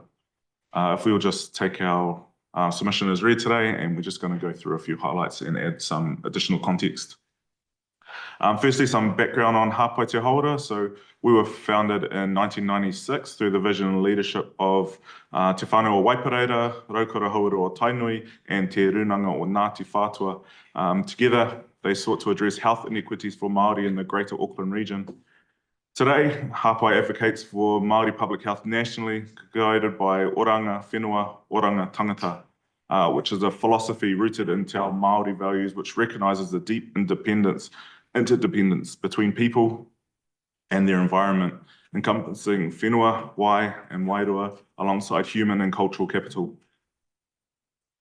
Our mahi centres on empowering Māori communities and whānau with the information and resources that they need to participate in decision-making processes that impact their health and well-being, processes that are not easy for them to navigate. We also advocate for healthy environments that uplift and sustain whānau, whether through supporting smoke-free spaces, reducing harmful alcohol exposure, or promoting Māori-led Hauora initiatives. As a Māori public health organisation, we uphold Te Tiriti and its profound implications along all aspects of life in Aotearoa. Te tiriti is the cornerstone of our nation's social, political, and cultural fabric, central to addressing inequities through a framework of equity, partnership, and kotahitanga. Our work embodies oranga whenua, oranga tangata, ensuring that both the whenua and the people flourish together. Kai te tino whakahia mātou o Hapai te Hauora I tēnei puhe. Tēnei māua, whakakanohi I ngā whānau e kore e whai wā ki te tuku I a rātou whakaro a kanohi nei. At Hapai, we strongly oppose this bill alongside the 20,596 submitters who entrusted us with their voices through our submission builder that was held through the Christmas period, many of whom have been denied a chance to be heard through this submission process. We honour their contributions and will share some of their whakaro throughout our submission. We acknowledge that there is a need for a national conversation on te tiriti, but this needs to be around education and understanding the comprehensiveness of our te tiriti, understanding te tiriti literacy and knowledge across and among all New Zealanders and new citizens wanting to be part of Aotearoa. This has been even more evident as we listen to some of the oral submissions that have been presented over the last couple of weeks. David Seymour argues that his principles of the Treaty Waitangi Bill is about reassessing the treaty's role in modern New Zealand. However, his claim that te tiriti was merely an agreement between two races misrepresents its original intent. Te tiriti was never framed as a racial contract. It was a political agreement between two sovereign entities, ngā rangatira o te whakaminenga me ngā rangatira katoa, who had already declared their independence and sovereignty through te whakaputanga and the British Crown. This distinction is fundamental. Te tiriti is about governance, rights and obligations, not race. By redefining the treaty in racial terms, Seymour's approach risks dismissing Māori political authority and weakening te tiriti's role as the foundation of our constitutional framework. Recognising te tiriti as a partnership between sovereign nations rather than a racial contract is essential to ensuring a fair and just future for all New Zealanders. As historian Dr. Vincent O'Malley explains, the treaty is not about race, but about relationships between Māori and the Crown. His perspective highlights the fundamental misunderstanding that leads to claims of te tiriti granting special rights to Māori, when in reality it enshrines obligations between two political entities. Our own Dr. Moana Jackson also warned against politically motivated redefinitions of te tiriti. If you change the meaning of the treaty to suit the government of the day, you undermine its very essence. It's a covenant, not a convenience. The idea that te tiriti of Waitangi and its interpreted principles grants different rights based on ancestry is wrong. Indigenous rights are not race-based. They stem from the distinct status of Māori as tangata whenua, recognised through te whakaputanga, te tiriti and international law. This bill attempts to redefine te tiriti as not only misleading, it is a direct threat to the foundation between Māori and the Crown. So once again, while te tiriti did not frame its agreements in racial terms, the Crown's interpretations and applications over time introduced racial distinctions to the detriment of Māori. And I'm talking about the Native Land Act, the New Zealand Settlements Act, Native Schools Act, Public Works Act, the Tohunga Suppression Act, and these policies were deliberate attempts to assimilate Māori.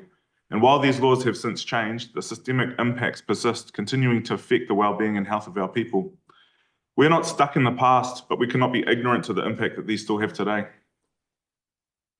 And today, Māori communities continue to face systemic injustices through targeted placement of harmful industries, such as alcohol outlets, pokie machines, tobacco and vape stores, which disproportionately saturate Māori communities, exposing our tamariki to harmful and addictive substances at a much higher rate than non-Māori. These industries profit from Māori communities, placing businesses where our tamariki live, learn and play.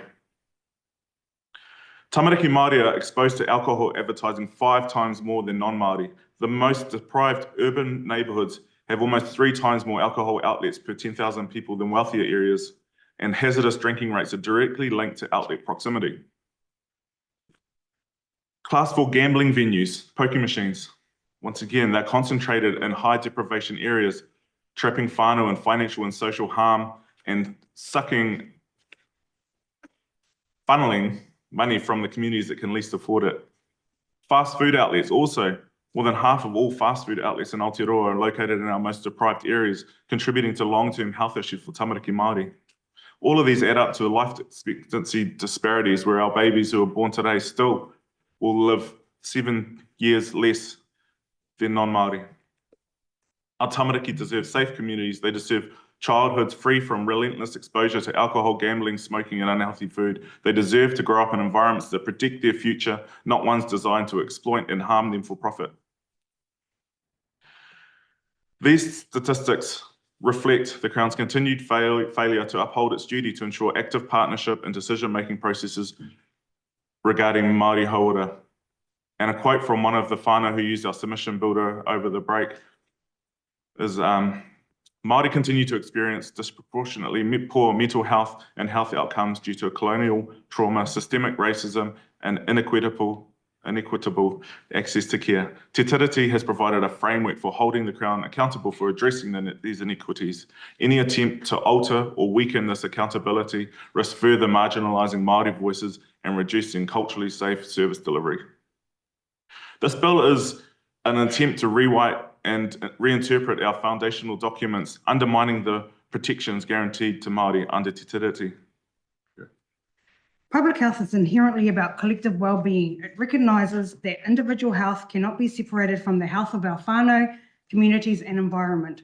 Māori public health is guided by tikanga, prioritises intergenerational responsibility and collective care, honouring those who come before us and upholding our duty to future generations. Our Mokopuna yet to be born is a fundamental obligation. Any policy or legislation that undermines these principles poses a direct threat to the well-being of our people, both now and in the future. A powerful example of this intergenerational responsibility is captured from another submitter from a father. As a father, my foremost duty is to ensure a better future for my children and the generations to come. The principles of the Treaty of Waitangi provide a framework of protection, partnership, and participation that is crucial for safeguarding the rights and opportunities of our tamariki. Our cultural legacy is a taonga passed down through generations. It is our responsibility to nurture and preserve this legacy for our tamariki. The treaty principle builds with its emphasis on equal treatment rather than equity, could further strip essential funding for more Māori health programs, which we have already seen through the disestablishment of Te Aka Whaiora. This approach ignores both historical and ongoing health inequities that race-based policies which have already negatively impacted Māori for 185 years. Our recommendations from Hapai Te Hauora is we strongly advocate for the following: complete abandonment of the principles of the Treaty of Waitangi Bill, implementation of the full recommendations from the Waitangi Tribunal, ngā mātāpuna report, and thirdly, ona te tiriti o Waitangi he whakaputanga o te rangatira o Ngai and obligations contained in the United Nations Declaration of the Rights of Indigenous People. Final word to one of our whānau who submitted. The bill strips away our accountability measures that ensure the voices of tangata whenua are heard, voices that serve as the moral compass of this nation. The conscience of Aotearoa rests in its responsibility to care for Indigenous peoples of this land. Nei rā, Hapai Te Hauora e mihi atu nei kia koutou katoa. Kia ora. Thank you, Jacqui and Jason. That's all the time for this afternoon, but just on behalf of the committee, thank you for coming and presenting your submission to us today. We're going to go to our submission now from Kendra Cox. Kendra, kia ora. We can see you online, so we'll hand over to you for the next 10 minutes to begin your presentation. Thank you. Cool. Kia ora. Tēnā koutou e te komiti ngā māngai ngā kaititiro katoa. Ko Kendra Cox tōku ingoa he uri tēnei no te uri o unuku kōpako, te whakatohia ngai tūhui, Ngāti Porou me Pākehā. I tai mai oku tūpuna Pākehā no Ingarani, no Airani, no Hāmini hoki. So I'm Kendra Cox. I'm a lecturer in social work at the University of Auckland, and I have a background in kind of Māori mental health practice. I specifically teach our future social workers, many of whom go into health, into oranga tamariki, about te tiriti o Waitangi he whakaputanga Crown Māori relations and the impact that this has on our communities today. I'm here to urge the committee to reject this divisive, racist and destructive bill in full. I want firstly to make some short opening remarks about te tiriti o Waitangi and this bill before I get into the heart of my oral submission today, which will be on the particular devastating impact this bill could have in health and social services and practice if it is implemented. First, I want to acknowledge that Te Tiriti o Waitangi is the founding agreement of the nation-state of New Zealand. It is Te Tiriti o Waitangi that gives the Crown any legitimacy, any authority to govern in partnership with Māori, who never ceded sovereignty. The agreement embodied in Te Tiriti has never been upheld by the Crown, despite 185 years of Māori continually attempting to enter into a good faith and reciprocal governance relationship. While Te Tiriti is the source of any claims to Crown authority to share in the governance of Aotearoa, it is of course not the source of unique Māori collective rights as Indigenous peoples on this whenua. Attempts to trample on the mana of Te Tiriti o Waitangi, such as in this bill, can never extinguish the place of respective tangata whenua as the first peoples of Aotearoa, Te Waipounamu, Rekohu, and Rakiura. These rights come from whakapapa, from tupuna, from whenua, moana, awa, and more. I utterly reject that this bill will not rewrite either Te Tiriti or the treaty. Te Tiriti o Waitangi is not only the initial agreement that was written in 1840, it's a living partnership, and how it is applied in governance, legislation, public services, and so on is actually incredibly important. I'll borrow from the late Moana Jackson in saying that treaties are made to be honoured and not settled. Te Tiriti is not a historic artefact relegated to the past. It's the living foundation of our constitution, and it's a living relationship between the Crown and ngā hapu Māori katoa. How it's applied and interpreted is absolutely critical to its fundamental nature.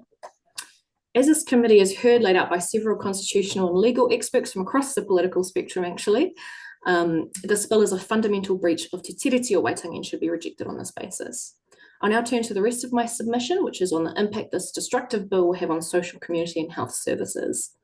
First, I want to discuss the impact on wairua that this bill and other political attacks have already had on Māori who utilise specialist Māori services, and the impact it will continue to have if it's allowed to progress further.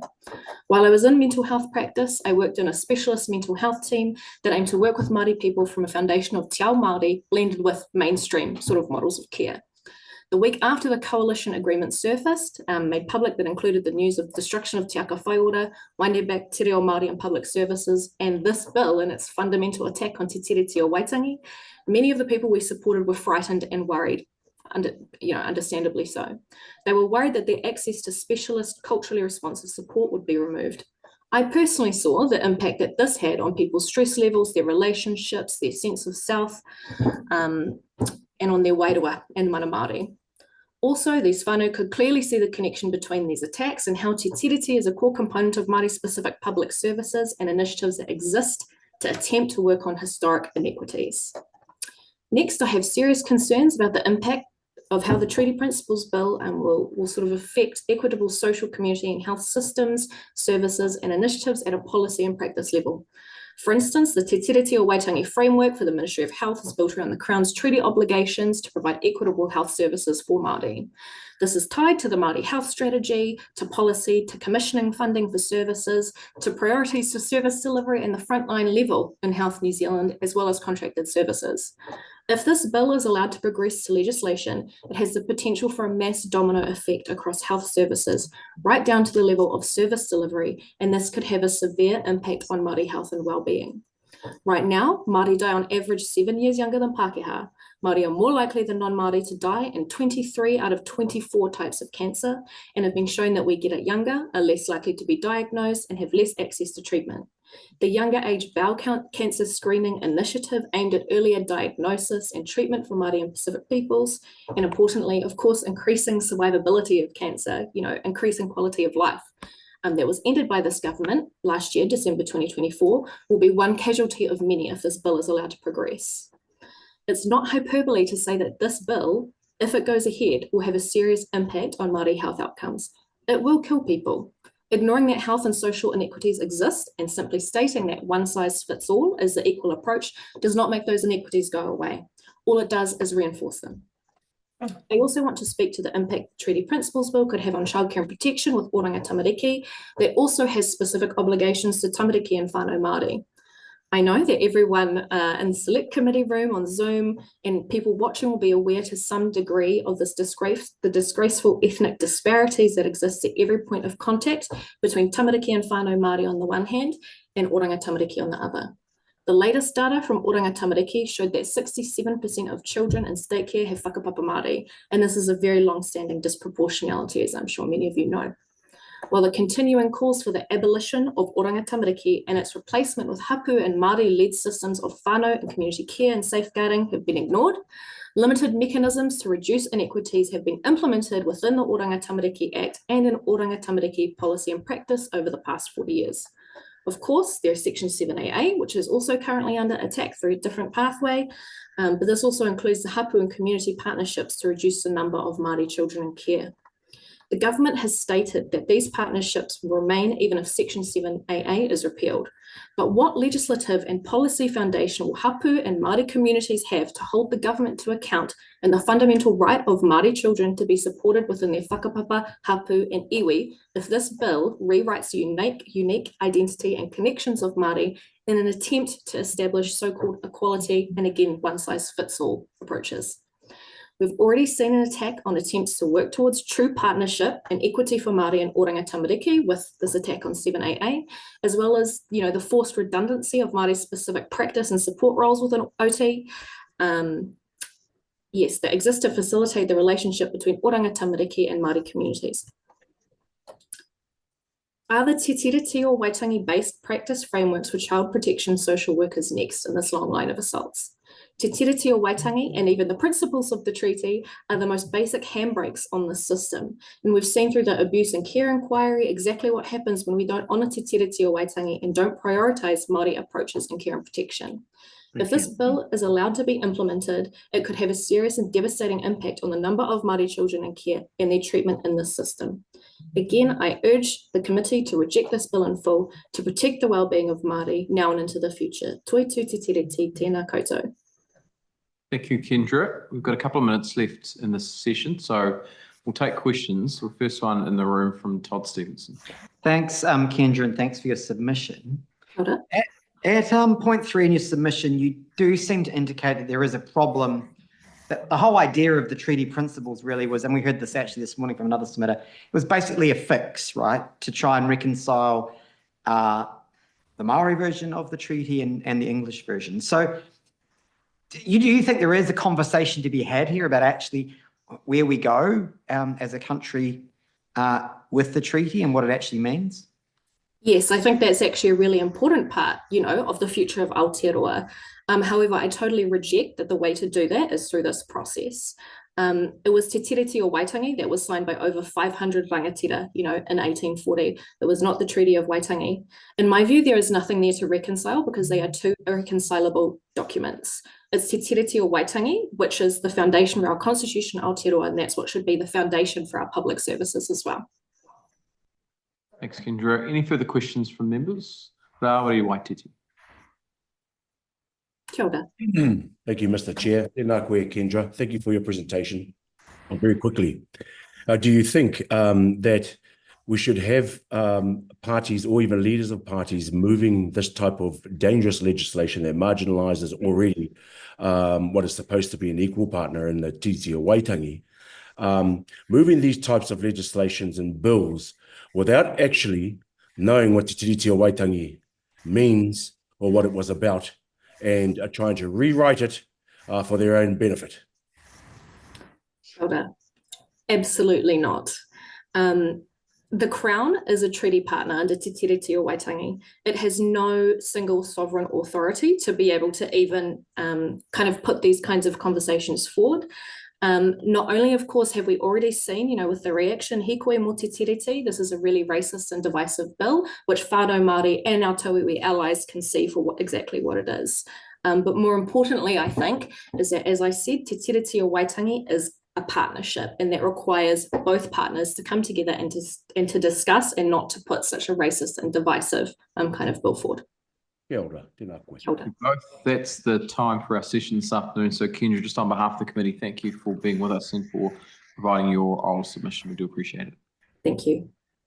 We're now going to invite up to the table Rahui Papa, who is the chair of Pou Tangata National Iwi Chairs Forum. And Rahui, I think we might have Lorraine joining us, possibly? On the screen. We don't have Lorraine here, but if you're happy to proceed, we can kick off. So I'll hand over to you for 10 minutes.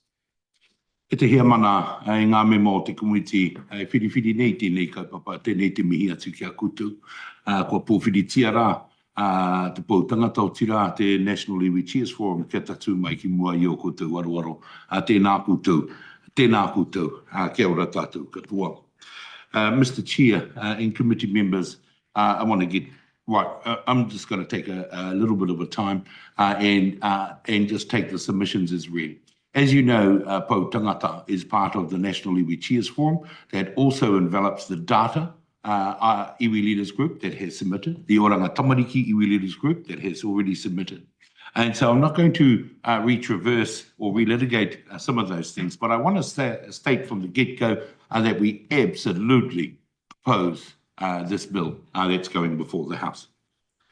Mr. Chair and committee members, just as recent as the Ratana celebrations, two of the leaders of coalition parties both stood on the marae and made a commitment that this bill was a dead duck on the water. So why would we encourage more time, energy, and resource to be applied to this bill?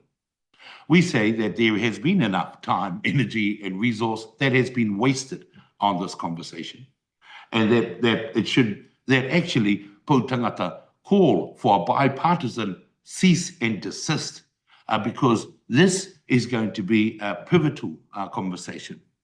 From a data perspective, you have received submissions and submissions by numbers that exceeded the voting membership of some of the coalition partners. We ask you to take the pulse of the people and abandon this bill now, not even get to a second reading, because if the commitments from political parties are true, then that will be a travesty of a waste of time, energy, and resource. And we say to you that there have been experts. There have been experts that have sat before this select committee over the time. There have been researchers, both tangata tiriti and tangata whenua.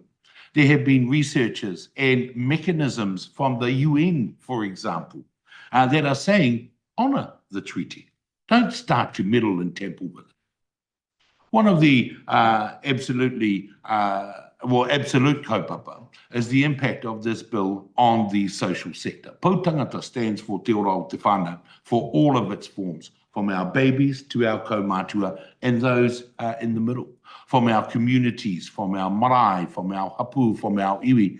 And this type of conversation seeks to erode those relationships in our view. And so absolutely, Pau Tangata is here to say cease and desist. Let's stop this now. Let's stop the travesty. Let's stop the negative implications that are happening with Te Tiriti o Waitangi. This year represents 190 years since the signing of He Whakaputanga, and then Te Tiriti o Waitangi that followed closely on. Those two foundational documents absolutely guaranteed rangatiratanga, mana motuhake, of leaders within their community groups, with their marae and their hapu, to be able to lead and work through any of the solutions. Prior to Te Tiriti o Waitangi and He Whakaputanga, the researchers have said there was no need for an oranga tamariki because our children were cared for. There was no unemployment because we were very communal in the way that we looked after our people. A whole lot of the issues started because of the degradation of He Whakaputanga and Te Tiriti o Waitangi.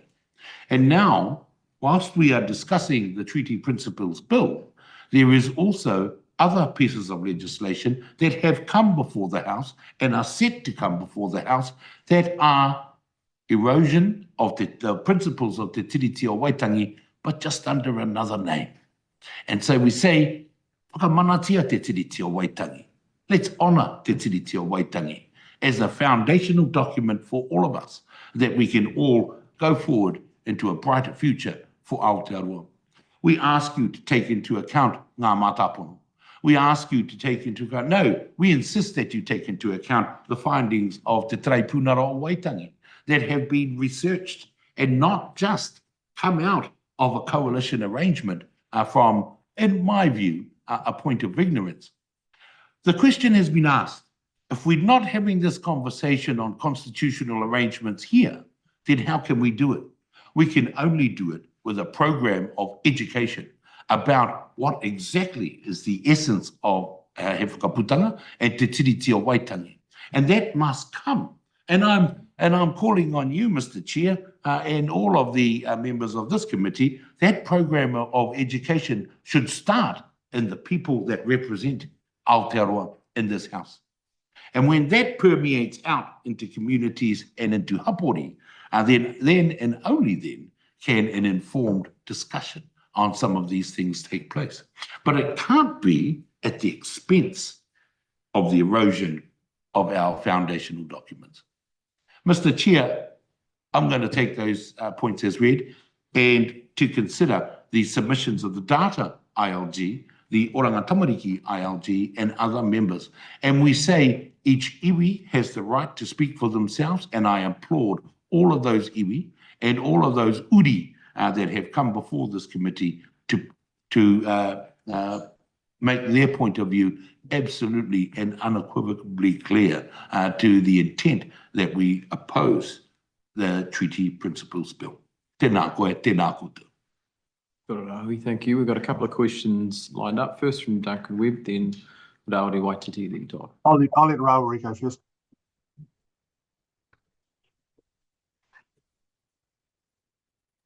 You caught me there. Kia ora rāhui, ngā mihi nui ki a koe e te rangatira me ngā kōrero. Very quickly, you made mention of other bills that are named very differently, but are dressed up to do the same harm and to marginalise our people. And I make mention of the Regulatory Standards Bill and also the 28 pieces of legislation that New Zealand First also want to remove from legislation here in Aotearoa. And I know those houses are yet to be, those bills are yet to be introduced to the House. But this is what the foresight is of our iwi leadership.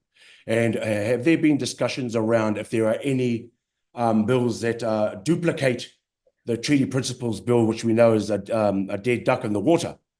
The feeling of what is the feeling of iwi and what are the feeling of our Maori communities when it comes to other bills that are going to mimic the same outcome as the Treaty Principles Bill? The statements from some of the statements from some of our political parties that we have to reimagine and we have to redesign treaty clauses within some of these principles. That is actually at the essence of this Treaty Principles Bill. And so it's like a rattle in front of an owl and then capturing it from behind. Actually, the Treaty Principles Bill could be viewed as a distraction whilst the diminishing of te mana o te tiriti in a number of bills that are set to be put before the House. And actually, some of them have already been. We've heard about Te Aka Whaiora, we've heard about 7AA in Noranga Tamariki, we've heard about a whole number of things in the social and the economic context that has been happening.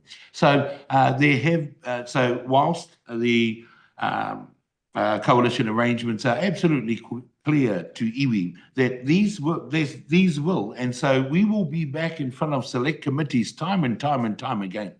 I mean, one of the political parties at Ratana said, why are you wasting all of your time on this bill when it's a dead duck in the water? My response is, if we don't stand up and oppose this bill now, then there will be some elements of this parliament that will take our silence as agreement. And so we have to come here time and time again to state our case and to put our points. Thanks, Ahui. Duncan, very quickly, please. Look, we've had a whole lot of submitters from all spectrums, including someone today from Hobson's Pledge. They make some pretty invidious suggestions, one of which is that there's this class of elite Māori. And given your role, I really would like to invite you to comment on this narrative that there's this group of people out there who are elite Māori running the show. For my view, sure. Tēnā koe. My view, every Māori is elite because we have a whakapapa. And every person in this country is here by the definitions of te tiriti o Waitangi. And I just think it's a bit rich coming from these Hobson's Pledge people to say that there are elitists within Māoridom at all.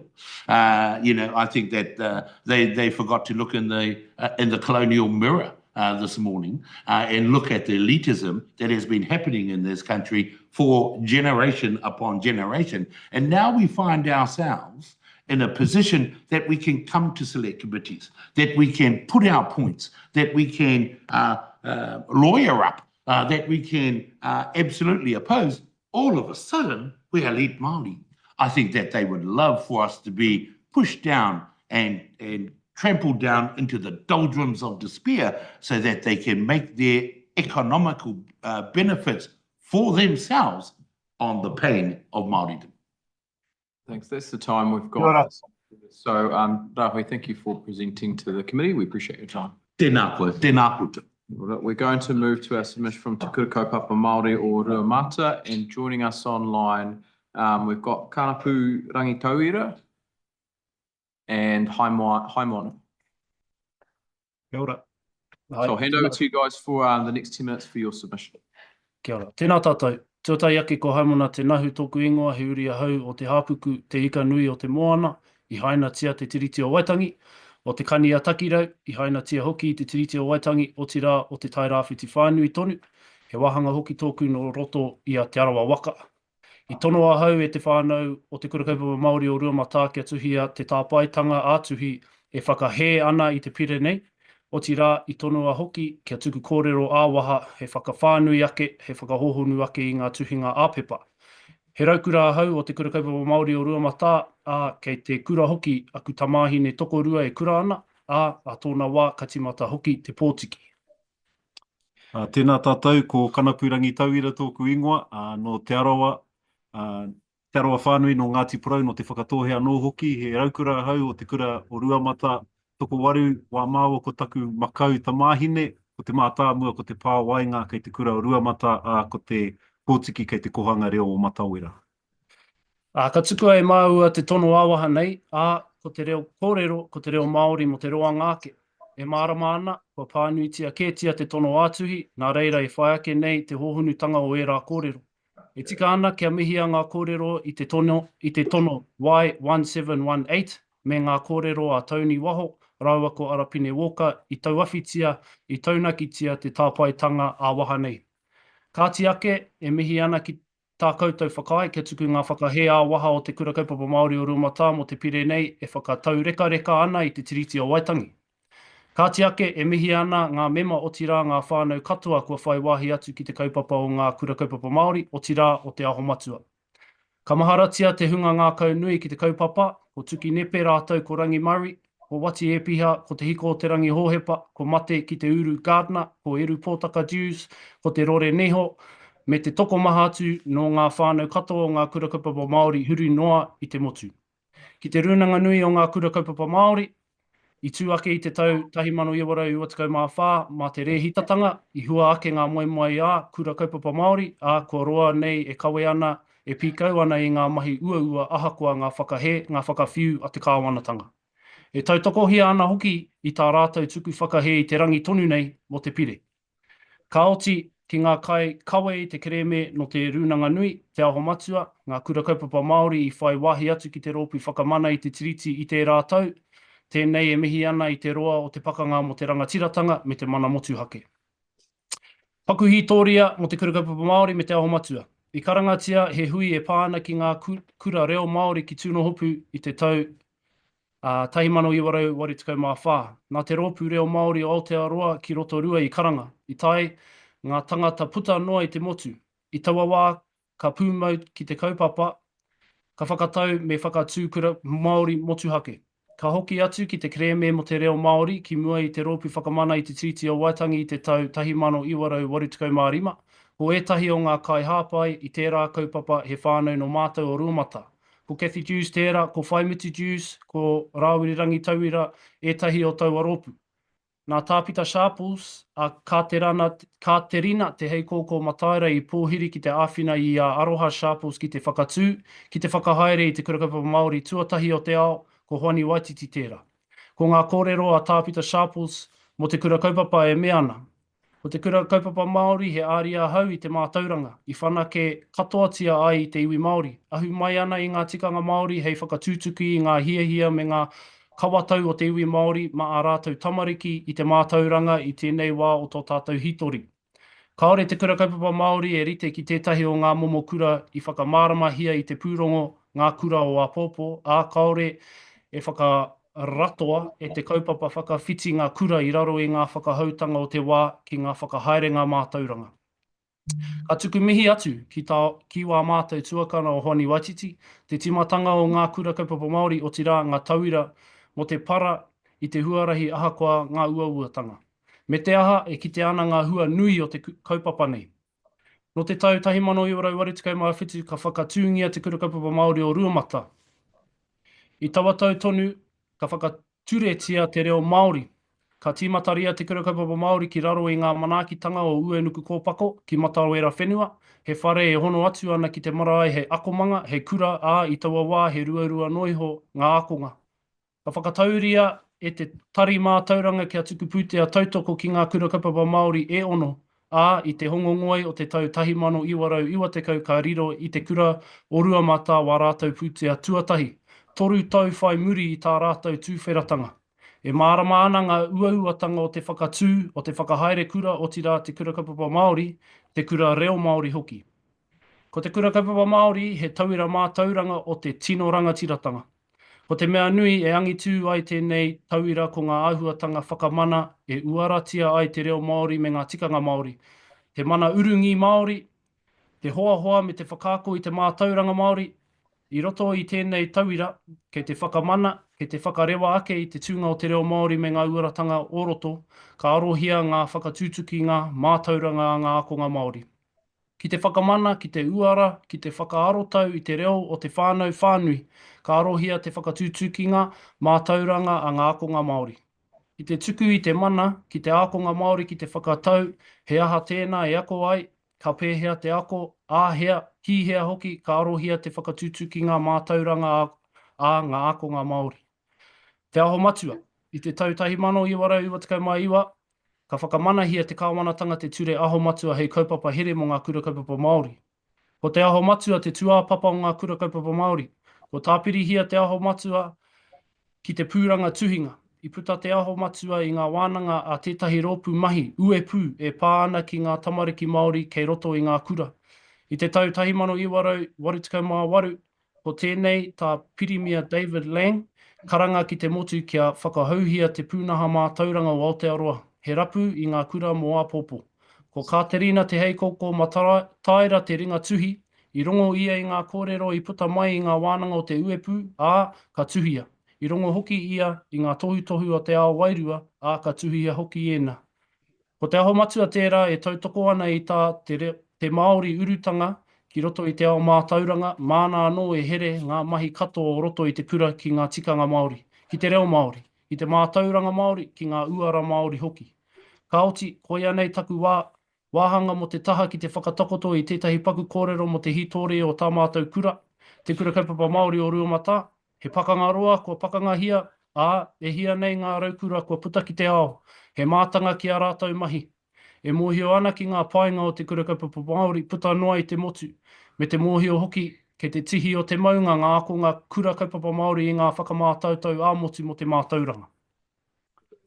Ngā pakanga kaupapa whakamana i te tiriti, e mōhio tia whānui tia ana te wāhanga tuarua o te tiriti o Waitangi e mea ana ko tā te kuini o Ingarangi, ka whakapūmau tia ki ngā rangatira ko te tino rangatiratanga. Ko ngā tika, mō tika katoa te rangatiratanga ki o rātou whenua kāinga taonga hoki. Ka kapohia wētahi kōrero no te kreme wai tahi whitu tahi waru, i Tapui hia ki te rōpū whakamana i te tiriti o Waitangi i te whā o Oketopa 2021 e tākuta Kathy Dews e mea ana ko te kura kaupapa Māori he whakatinanatanga o te tino rangatiratanga mo te Māori mā te Māori. Ko te rangatiratanga ko ngā tika katoa o te rangatiratanga o rātou whenua kāinga taonga hoki. Te whakahē i te pire me ngā take whakahē. Kua tae ki te take, kua tukuna e mātou tēnei tā paitanga whakahē i te pire nei. Tuatahi ake e mōhio nei mātou te whānau, ngā tauira o nāia nei o tira ngā raukura o ruamata i ia tau ka timata te tau kura hei te rā o Waitangi. Ka hono mai hoki te whānau whānui, te hapori, ngā mātua ki te ako i ngā hitori, ngā pāo, ngā kōrero mo te tiriti o Waitangi me ōna piri ngā hitori. Ko tā koro eru pōtaka Jews, i waiho mai hei whakatau āki mo te kura e meana ko te rangi, ko te whenua, ko au te tangata whenua. He whakakapinga kōrero, ka mutu i konei, kaori tū atu i ngā take ko rāpopotohia e mātou e meana, ko ngā tauira, ngā whānau, ngā mokopuna, ngā kaiako, ngā raukura katoa o ngā kura kaupapa Maori, te take ko tuku tāpaitanga whakahē mātou i tēnei pire takahi i te mana o te tiriti o Waitangi. Ko te whakatau āki, koro eru pōtaka Jews, ko te rangi ko te whenua, ko au te tangata whenua. Nā te nui o ngā tauira o tā te kāwanatanga rūkahu, tāmi, whakahē, takahi mana, ko kore rawa mātou e whakapono ki ngā whakamāramatanga, ki ngā panonitanga o tēnei pire. He mahi tau reka tēnei mahi, whiua te pire ki te upupara. Nā reira e mārama ana tēnei mātou e whakahē nei i tēnei pire. Tēnā koutou katoa. Well, kia ora, thank you for your submission. I'll just note to members that the interpreters only came on towards the end of that submission. So what we're going to do is we'll get a translation done up pretty quickly and sent around, just so no one feels like there was no barriers to participation. But thank you both for your submission, for speaking to your written submission. We appreciate you both being here this afternoon. Now going to go to a submission from Auckland Council, and joining us on behalf of the council is Councillor Richard Hills, Councillor Angela Dalton, and I think you've got Nicholas Turoa. So thank you all for being with us. We've got you for 10 minutes this afternoon. I'll hand over to you to start your presentation. Te tūtahi, tēnei te mihi, ki tō tātou tiriti o Waitangi, ko te tiriti, te pōtoku manawa, o tō tātou whare, o tō tātou turi, o tō tātou hāpori katoa. Ka tika te ki toitu te tiriti. Te tuarua e mihi ki a koutou. Tēnei komiti. Mō tō mahi, whakahirahira, hei ahuahu, haere te huarahi pai. Mō ngā iwi, kātou e noho ana ki Aotearoa. Ko nei a mātou te māngai mō te kaunihira o Tamaki hei whārikahia. Nā whakaro o te kaunihira I pā ana ki te tēnei piri. I mua I a koutou katoa. Nō reira, tēnā koutou, tēnā koutou, tēnā koutou katoa. Kia ora, Chair and committee members. You've already introduced us, but I'm Councillor Hills and this is Councillor Dalton. We're the Chair and Deputy Chair of the Policy and Planning Committee, and we've got Nicholas Turoa here, our Director of Māori Outcomes. Te Kaunihira o Tamaki Makaurau, Auckland Council opposes the principle of the Treaty of Waitangi Bill. The proposed bill would cut across the Council's existing commitments to work with Māori in a manner that honours Te Tiriti as set out in our strategic policies and plans. The process to develop the bill has been concerning, particularly the lack of good faith engagement with Māori and mana whenua. We believe the starting point of this conversation has started without them. The bill does not reflect the text nor the spirit of Te Tiriti and is otherwise deeply flawed. The bill would create legal uncertainty and would impact negatively on the Council's relationships with Māori across the region, which are of great importance to the Council. We believe Te Tiriti should be celebrated. Tamaki Makaurau has the largest population of people of Māori descent in the country, accounting for over a quarter of the total Māori population in Aotearoa, making up 14% of our region. The Council recognises 19 iwi in our region, and 85% of the Māori population in Tamaki Makaurau is made of Māori who do not whakapapa to one of the 19 iwi. We have good, enduring relationships with our treaty partners. The whole time I've been on Council, the Council has unanimously supported these relationships, unanimously supported our Māori Outcomes Framework, and unanimously supported our Māori Outcomes funding programs. As the committee is aware, proposed Principle 2 says that the Crown will recognise rights of Māori only if agreed in a historical treaty settlement. We note that treaty settlements were never intended to reflect the promises made to Māori in the treaty, and instead provide some redress for the past breaches and harms. In Tamaki Makaurau, only half of the 19 iwi have settled their historical claims, And in our submission, the legal uncertainty, inequity, and confusion that would arise from any attempt to apply proposed Principle 2 makes this bill not only wrong, but unworkable. Good, I'll hand over to Councillor Dalton. Tēnā koutou katoa committee. Auckland Council's existing strategic plans, policies and frameworks articulate our strong commitment to honouring Te Treaty obligations as a delegate of the Crown, exercising powers of local government in Tāmaki Makaurau. The Auckland Plan's Māori Identity and Wellbeing Outcome Area recognises our Māori identity as Auckland's point of difference in the world. It advances prosperity for Māori and benefits all Aucklanders. Māori outcomes delivery is embedded throughout and across the work of our council group. In seeking to completely reinterpret the treaty guarantees, it is our submission that the bill is not aligned to our commitments. This is of course greater than just policy for Auckland Council. In addition to reaching those statutory requirements, we want to achieve best practice in working with mana whenua as treaty partners. Māori are best placed to express and advocate for their cultural interests, values, and mautaranga, and Council aims to give due consideration to those cultural interests, values, and mautaranga. We want this relationship to endure. We would like to draw your attention, the committee's attention, to our local board views as articulated in the local board feedback, which is appended to the council submission. As our shared decision makers, our local boards hold local relationships, unique relationships with iwi. We also note how Kura Independent Maori Statutory Board has submitted independently on the bill, and we refer the committee to that submission for their board views.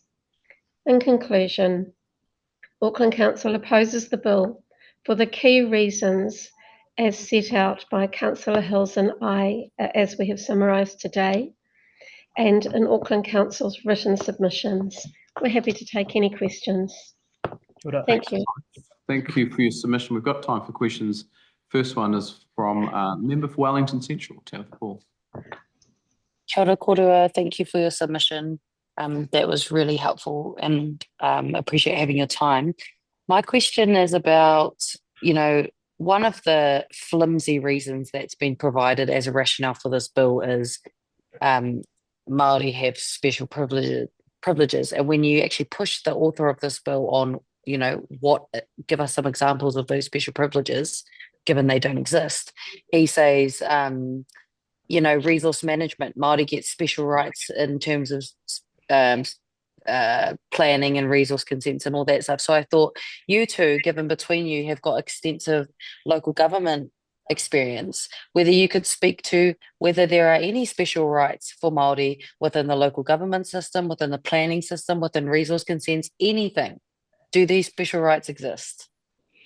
Kia ora, Member Paul. I don't see any special rights or privileges for Māori. We obviously take good due consideration to our relationships and engagement with Māori and mana whenua specifically. But I'll give you one small example of mana whenua would like to have far more sites of significance protected. I think they stand around 120 when we have over 2,800 protected sites of significance that are buildings and houses and more westernized artifacts. So, and that's something that's often pointed to that we are failing on because we have not protected those original sites of significance or pieces of cultural heritage. So I think our partnership shows that we should be engaging with mana whenua and we choose to, and that's been well supported by all councillors, but whether that means special rights, I wouldn't say so. Thanks, Richard. We'll go to a question from Rawiri Wright. Kia ora, tēnā kōrua. Thank you for your presentation today.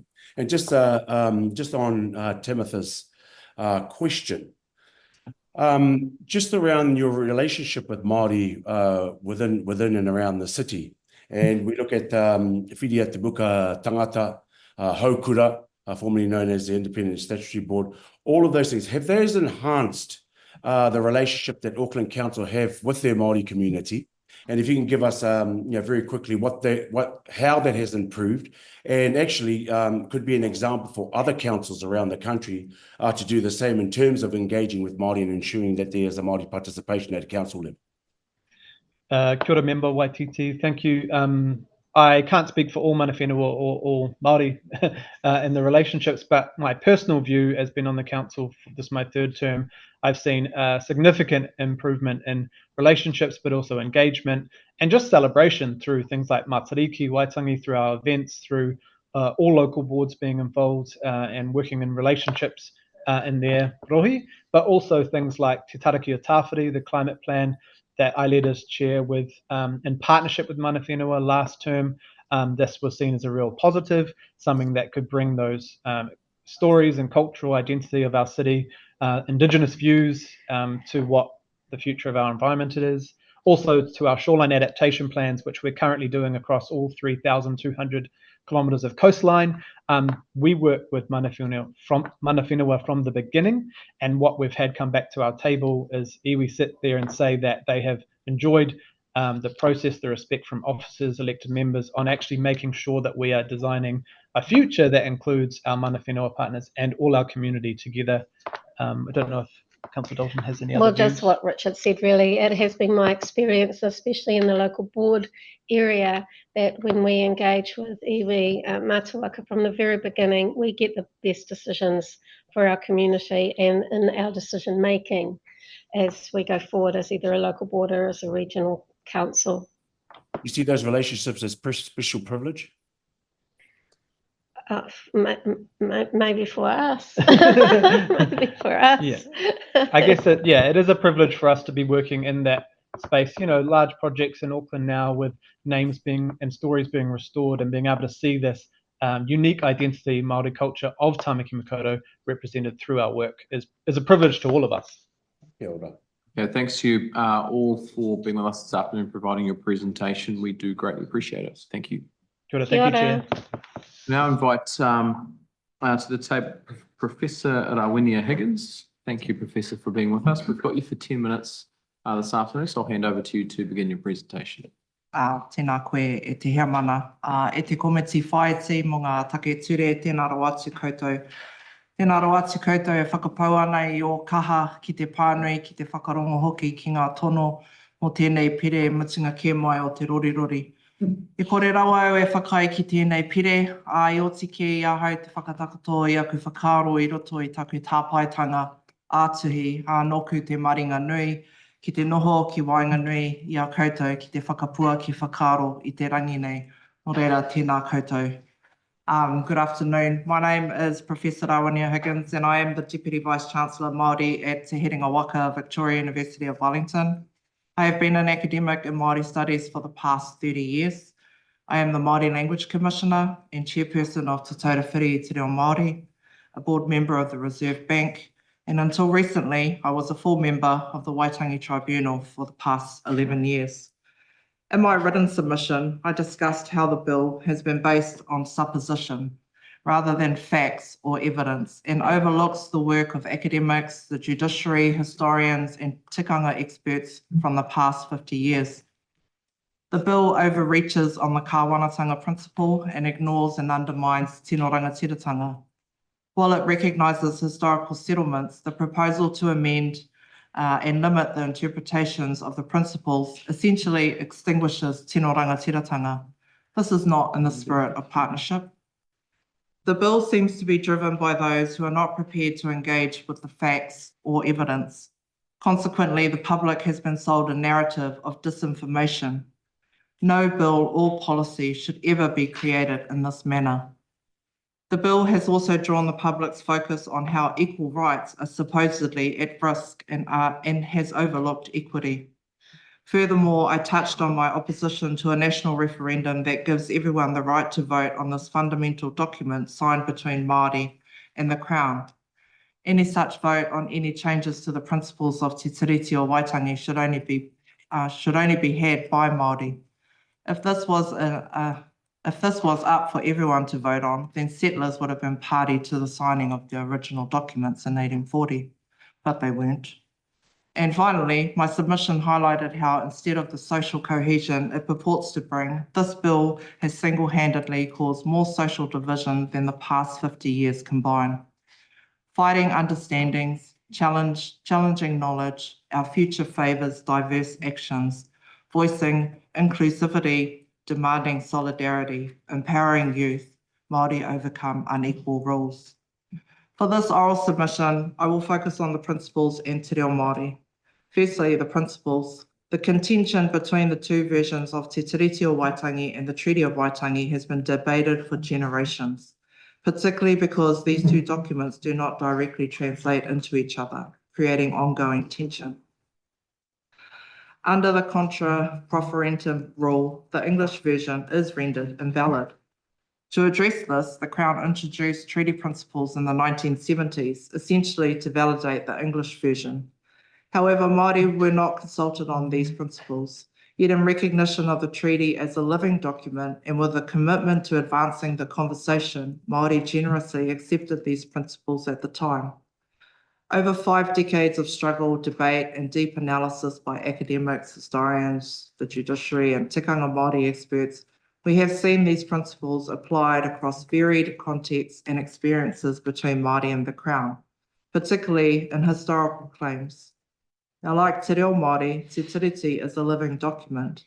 Any attempt to freeze its principles into narrow, limited interpretations pushes it too far from the Te Reo version of Te Tiriti. In the bill, Principle 1 overstates Article 1 powers of kāwanatanga and commandeers Article 2 tino rangatiratanga obligations. The proposed Principle 2 misinterprets and distorts current tiriti rights. Not only does it remove the right to tino rangatiratanga, it replaces it with vague, circular language that claims hapu and iwi have the same rights as everyone else, unless specified in a historical treaty settlement. This is an unreasonable limitation of the rights promised to Māori in 1840. It restricts those rights to what has already been conferred through treaty settlements, which are themselves constrained by process, time, and resources. Notwithstanding, it completely disregards the pre-existing Māori rights held before the signing of the treaty. The ongoing breaches of those rights have continued to privilege Pākehā institutions and power in this country. The proposed Principle 3 claims to focus on equality, but in reality, it distorts and diminishes the rights and protections guaranteed to Māori under Articles 2 and 3 of Te Tiriti o Waitangi and the Treaty of Waitangi. This new principle would effectively remove the equitable outcomes promised to Māori in 1840. It's important to remember that principles of equality, anti-discrimination, and human rights are already firmly established in our Bill of Rights Act 1990 and the Human Rights Act 1993. There is no need to restate these principles at the cost of diminishing Māori rights. Finally, and because it would be remiss of me to not make a statement about Te Reo Māori, the proposed Treaty Principles Bill poses a significant threat to the future of Te Reo Māori by undermining the foundational rights promised to Māori under Te Tiriti o Waitangi. By narrowing the interpretation of Māori rights to those explicitly outlined in treaty settlements, the bill risks stripping Māori of the tino rangatiratanga necessary to protect and promote the language. Te Reo Māori is more than just a language. It is a taonga guaranteed under Te Tiriti o Waitangi. It is the cornerstone of Māori identity, culture, and self-determination. Limiting Māori authority over cultural matters weakens the mechanisms needed to ensure the language's revitalisation and survival. Furthermore, the bill may lead to reduced support and resources for Te Reo Māori initiatives, ultimately impeding the progress made in recent decades and jeopardising its future as a thriving living language. Te Reo Māori is the first language of this country. It is the language of Te Tiriti o Waitangi. More New Zealanders are embracing Te Reo as a vital part of our national identity. Yet those supporting this bill appear to be largely monolingual and threatened by their limited understanding of Te Reo and Te Tiriti.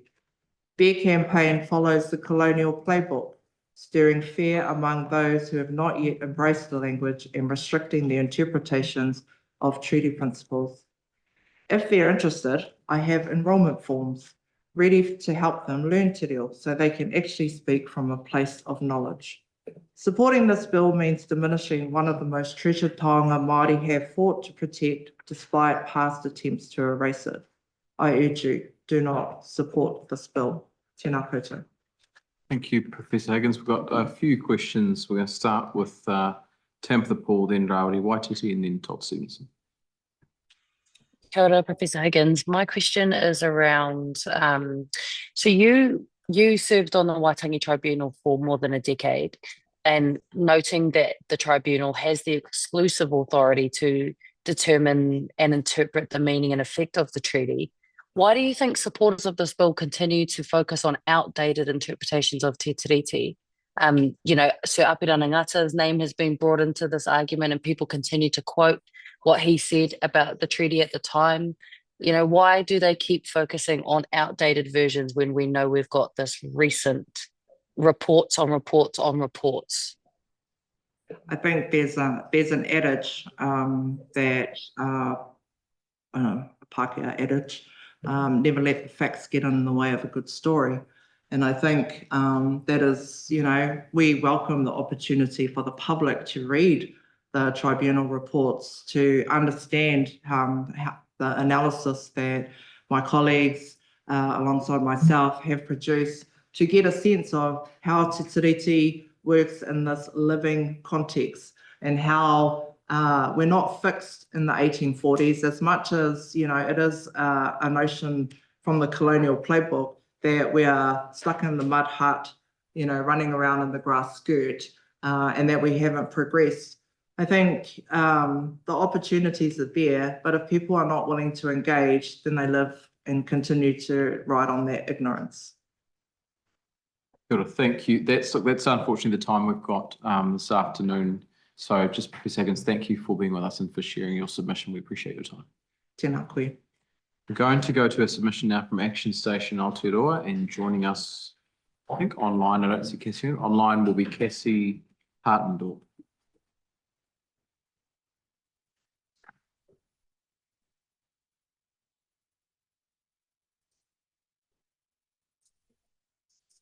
Kia ora to the Select Committee today and to the public servants who do mahi behind the scenes. Ia rā, ia rā. My name is Cassie Hartendorf. I descend from Ngāti Raukawa, Ngāti Pariraukawa, Ngāti Tūwharetoa, England, Ireland, Scotland and Italy. I'm speaking here on behalf of Action Station Aotearoa, a people-powered movement made up of over 600,000 people in this country who stand for a fair and flourishing Aotearoa with care, creativity, courage and compassion at its core. We oppose this bill in the strongest possible terms because we agree with the Waitangi Tribunal that it was designed to end the distinct status of Māori as the Indigenous people of this country. And we too agree with Whaia Ani Makaere, who told you that it would strip the heart out of tino rangatiratanga. Instead of going through the bill line by line, as others have so eloquently done, including Rawiri, tēnā koe, I want to talk about kotahitanga, or unity. When this bill was introduced, our team were frankly disgusted to see the way that it was used to create division and turn people against Te Tiriti or Waitangi. And the worst part for us was that it gaslit us into thinking it was for our own collective good, that destroying our founding agreement as we know it would bring us into so-called equality and democracy. We'd watched the same bad faith tactics rolled out against our First Nations tuakana in Australia and knew it could get ugly. But at the same time, we believed in the work of all of the Māori and non-Māori too, who had come before us, and that the seeds they so fiercely and lovingly planted could withstand this blip in time. So with the creative talents of extended whānau, we created this tohu here. Hopefully you can see it. It's called Together for Te Tiriti, and as you can see, it is an image of two people in a hongi sharing their breath with one another. The hope was that people from all backgrounds might be able to see themselves in this image and the promise of Te Tiriti, that we can coexist peacefully, respectfully together, forehead to forehead, mauri ki te mauri. We wanted to turn something as negative as this government's political attacks into something positive in some small way. What we didn't realise is how people would truly embrace this tohu. The printers at Big Pick, thank you, were run off their feet as people happily put up signs outside their homes, schools, churches, and workplaces. People started making it their own, creating their own hand-painted banners, crafted items, and even jewelry. We noticed it was a way that non-Māori could show their solidarity with Māori in this time. Yes, we had heaps of Pākehā putting them up, but also Asian, African, Latin American people making the tohu their own. It's true that some people experienced hateful behaviour and people ripping them off their fences, but largely people found the tohu connected them with others and made them feel proud to be part of something bigger. One friend, Onya Costello, talked about how tangata whaikaha, the disability community, came together to make a Together for Te Tiriti banner for the hikoi and held their first ever submissions party. Chloe Bisley Wright was at Chipmunks when someone commented on her tohu, saying what an amazing world it will be when the vision of Te Tiriti is realised. Others have mentioned positive conversations when we're at work or from a bumper sticker on their car. Kay Benjamin said that her 7-year-old was wearing it on a sun hat when an elderly Pākehā woman told her, "I really like your hat. I'm a person of Te Tiriti. Are you?" Her daughter beamed and replied, "Yes, I am." And the kuia smiled and said, "Good on you.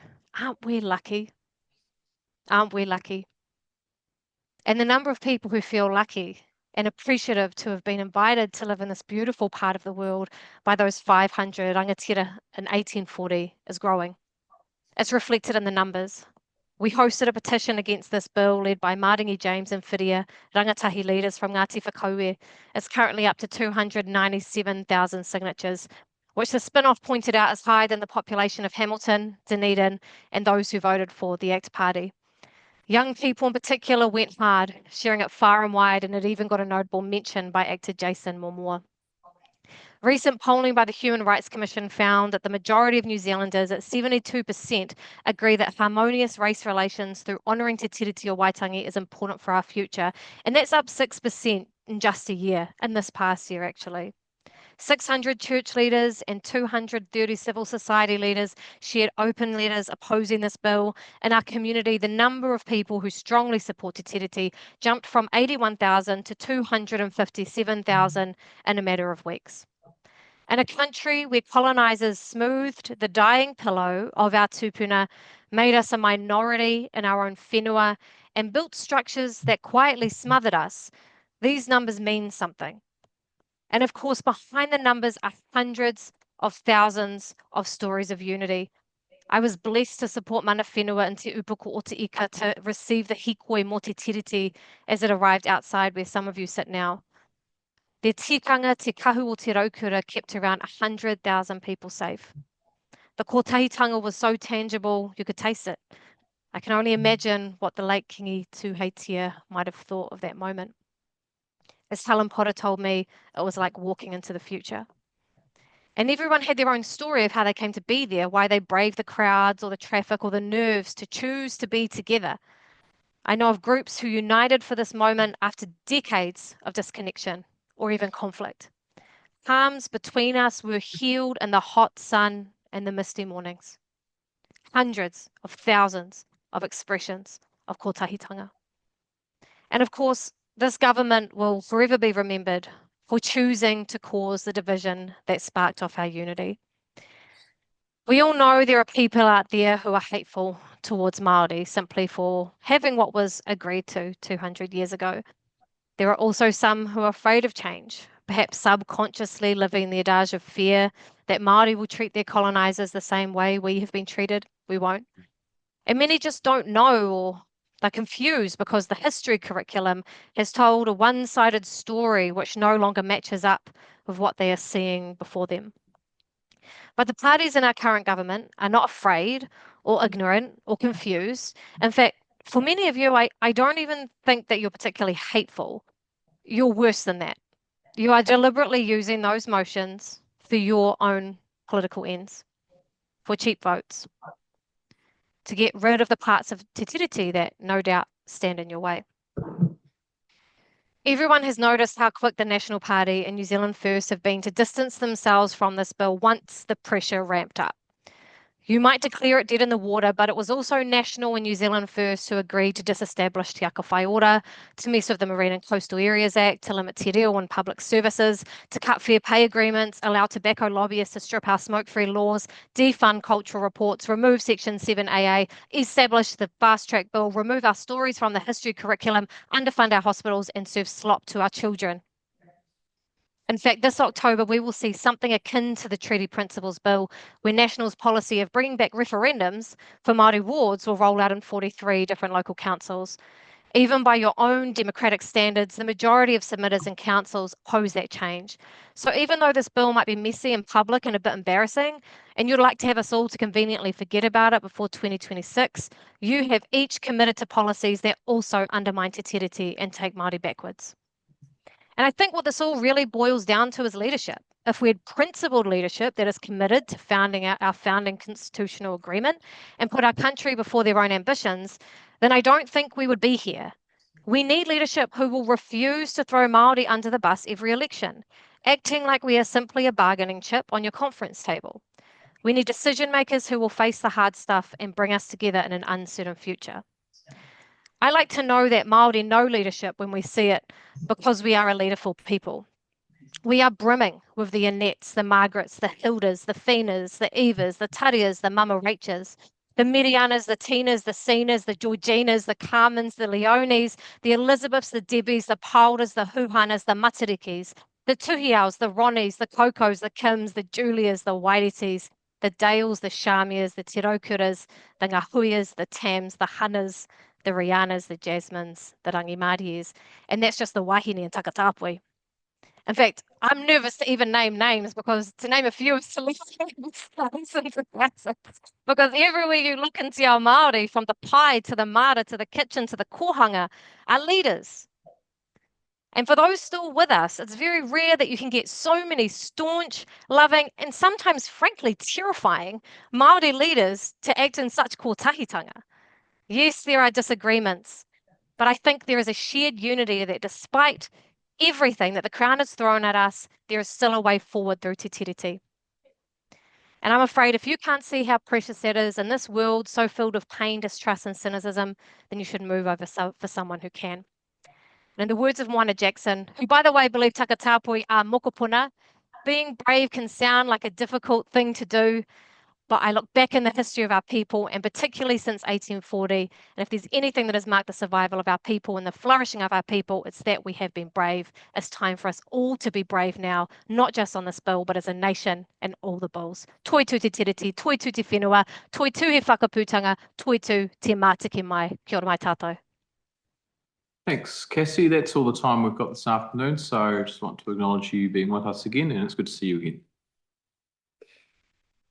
Folks, we're going to move now to our submission from Network Waitangi Whangarei, and we should have Ngai Pehi joining us online.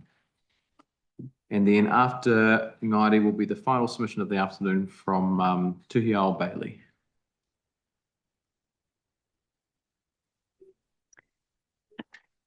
Kia ora, Ngai. Hey, thank you for being with us. We've got you on behalf of Network Waitangi Whangarei this afternoon for 10 minutes. I'll hand over to you for your submission. Kia ora.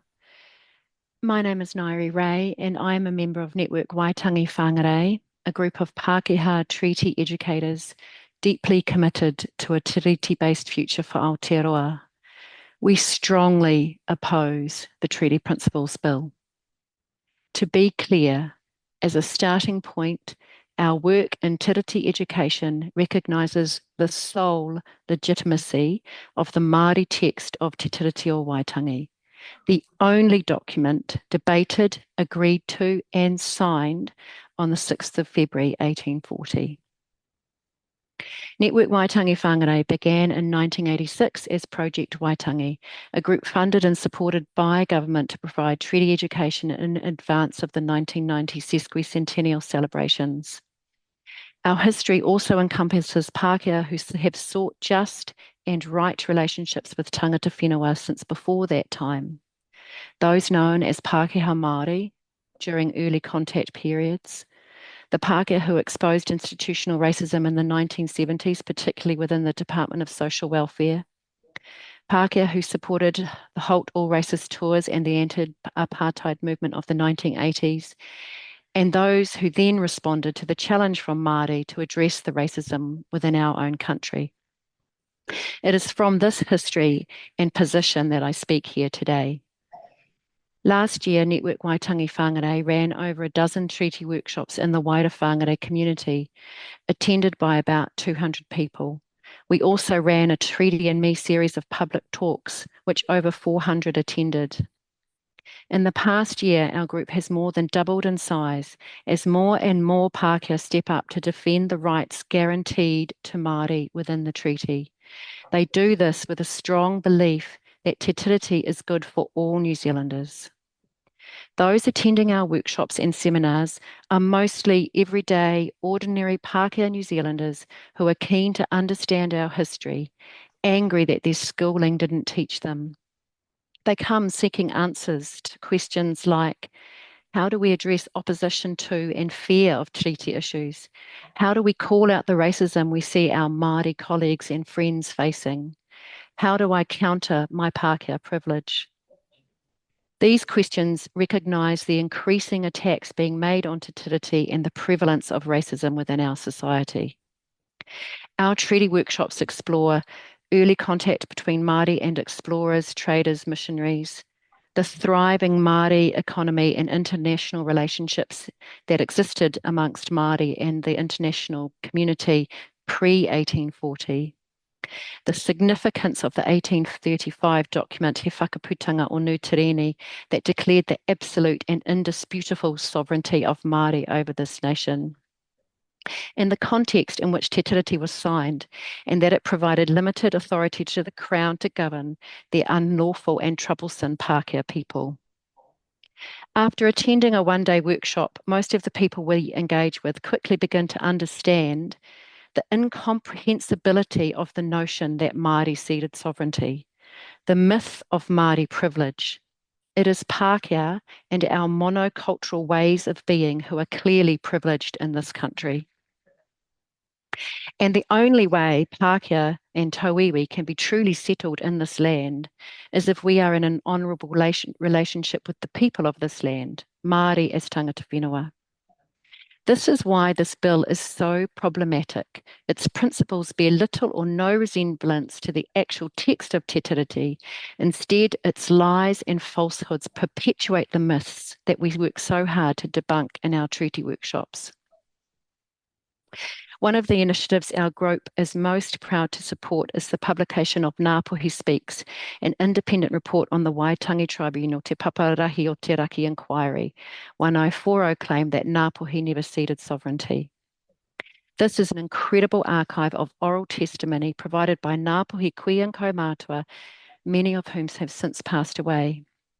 In 2014, the Waitangi Tribunal concluded in their findings on Wai 1040 what Ngāpuhi and Māori have been saying for generations, and I quote, "In February 1840, the rangatira who signed Te Tiriti did not cede their sovereignty.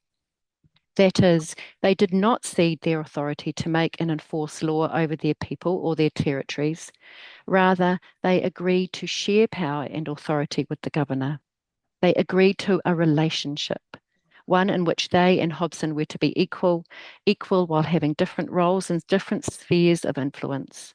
In essence, rangatira retained their authority over their Hapuan territories, while Hobson was given authority to control Pākehā. These spheres of influence, rangatira tanga for Māori, kawanatanga for Pākehā and Tauiwi, are also described in Mātiki Mai, a vision for constitutional transformation based on hundreds of hours of discussion among Māori. As usual, Māori have done the work. It is we, Pākehā, the kawanatanga side, that need to catch up. We need to honour our side of the Te Tiriti Agreement. Te Tiriti provides a framework for a powerful and ethical sharing of power among all people within Aotearoa, but this relationship has never been fully enacted due to the inability of the first colonialists and subsequent governments to share power. Recent treaty settlements and co-governance arrangements have progressed Te Reti-based relationships, but this bill drags us back over 50 years to before the Waitangi Tribunal was established. It seeks to erase history rather than learn and develop from it. Instead of the fear-mongering, racism and hatred being promulgated by some of our political leaders, we can instead choose to take another path, and that is to embrace love and compassion for each other. We can choose to celebrate and acknowledge difference rather than treat everyone the same. We can educate to transform, to encourage understanding across cultures, to understand that we all have a place here, and to return to the heart and the true intent of Te Tiriti, which sets out a blueprint for peaceful and respectful relationships between all people in Aotearoa, including respect for and upholding the sovereignty of Māori. Finally, we recommend the government apologise to Māori for trampling on the mana of Te Tiriti and even allowing the bill to proceed to this stage, and that it go no further. That a fulsome and comprehensive discussion with everyday New Zealanders about what Te Tiriti means based on robust evidence is fully resourced, and that this discussion should be framed as a step towards Te Tiriti-based constitutional transformation founded on values such as kotahitanga, aroha, manaakitanga, and kaitiakitanga that bond us all to each other and the land. Kia ora mai kātou. Thank you, Ngai. We've got a couple of questions first from Todd, I think we had, and then Tamitha Paul. Thank you, and thank you for your submission, and oral submission and written submission. Just looking actually at your written submission at point 3D, and we're talking about principle 3 in the bill as drafted, which is really the kind of equality or equal protection provision. And you say the way it's drafted could actually undermine equality. And then you go on to say it doesn't recognise the rights of certain other groups, women, LGBTOQI+, and Maori. What, as a gay man, what rights do you think are missing for me in that, the way it's drafted? I think what we were trying to make very clear is that the bill reflects libertarian values and that we are asserting that we're all equal, whereas it does not recognise the unique status of the Indigenous people of Aotearoa. So it may look like we're equality is attractive, but actually there are special rights for people, including, as you will be aware, special rights for gay, lesbian, transgender, and members of the queer community that we've had to be clear and legislate for. Scott, well, final question from Tamitha Paul. Kia ora, thank you for the wonderful submission. You mentioned in your submission that you think that the government should apologise to Māori for all of this. Do you think they should apologise to Pākehā as well for the author of this bill acting like he speaks on behalf of Pākehā New Zealanders? Yeah, that's a good point. I actually nearly added that into the my last sentence. Yeah, because what I think is really important for our group to get across is that there are Pākehā New Zealanders equally as passionate about the potential and the honour that resides within Te Tiriti if only we were to honour the document. And it was the wisdom of the rangatira that signed Te Tiriti speaks to us now and can speak to inform all of our futures. Thank you, Ngai. Thank you for your time this afternoon for the committee. We thank you for your presentation. Kia ora. Members, last submission for the afternoon. We're going to invite Tuhiao Bailey to join us. Kia ora, Tuhiao. Thank you for being with us. We've got you for 10 minutes this afternoon, so I'll hand over to you. Tēnā tātai I te komite. He uria hau o Te Aotearoa ngā te mutunga o Taranaki iwi. He uria hoki no Airani no Ingarangi ki te tātoku māma. I wrote my submission in Māori, but I'd like people to understand me, even if they can't speak Māori, so I'm going to speak in English today.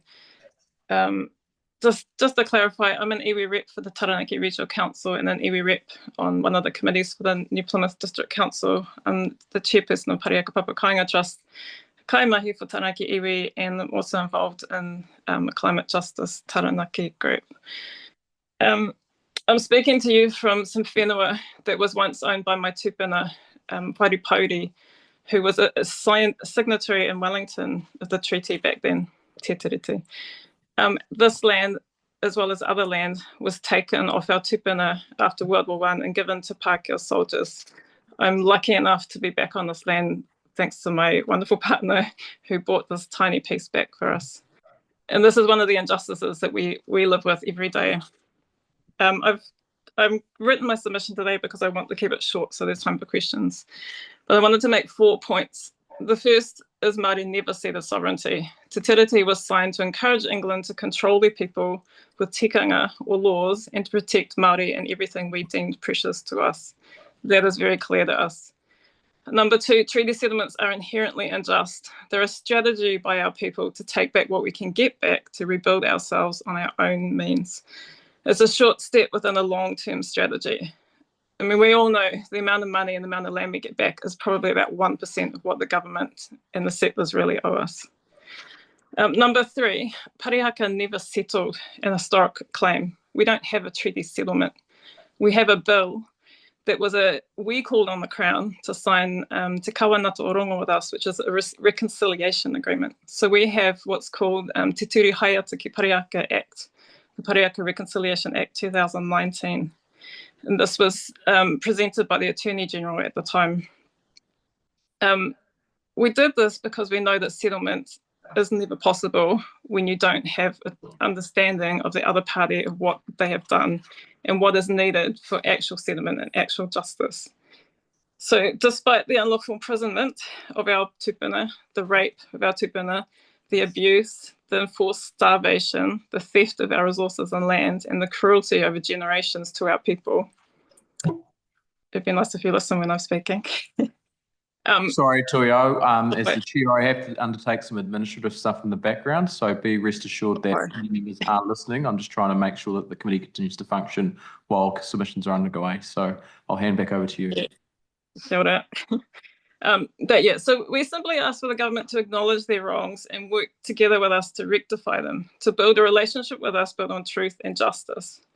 So we have an annual meeting with the Crown and Parihaka. Every year we have ministers come and we discuss what we need to continue on our journey of reconciliation and restoring our people and our whenua. At our last meeting, we had one minister, a National Party MP, and this is a disgrace. How does one minister who's actually our cousin represent the whole Crown? So we say that the government is already in breach, and the same with this Treaty Principles Bill. But what we really want to say is you can't rewrite Te Tiriti in the principles without our agreement. Māori signed that. It is up to us to agree whether we think it's good or not. And clearly, by the 100,000 people that marched on Parliament, we don't agree. But my last point is that the Treaty Principles Bill is a clear distraction and a huge waste of money, while the government brings in more neoliberal legislation changes than we have ever seen in 1 year. The ACT Party disguised their neoliberal agenda as a race issue to divide our communities and distract us from what they're really doing. What we need to see is their real strategy is class war, taking public taxes, public money for public services like health and education, so they can privatize everything to gut the government and hand over ownership and control of resources and public services to their rich corporate mates or fundamentalists like Brian Tamaki. So the rich decide who has a roof over their head, food on their table, and a secure job. They decide if we pillage the planet to feed their insatiable greed.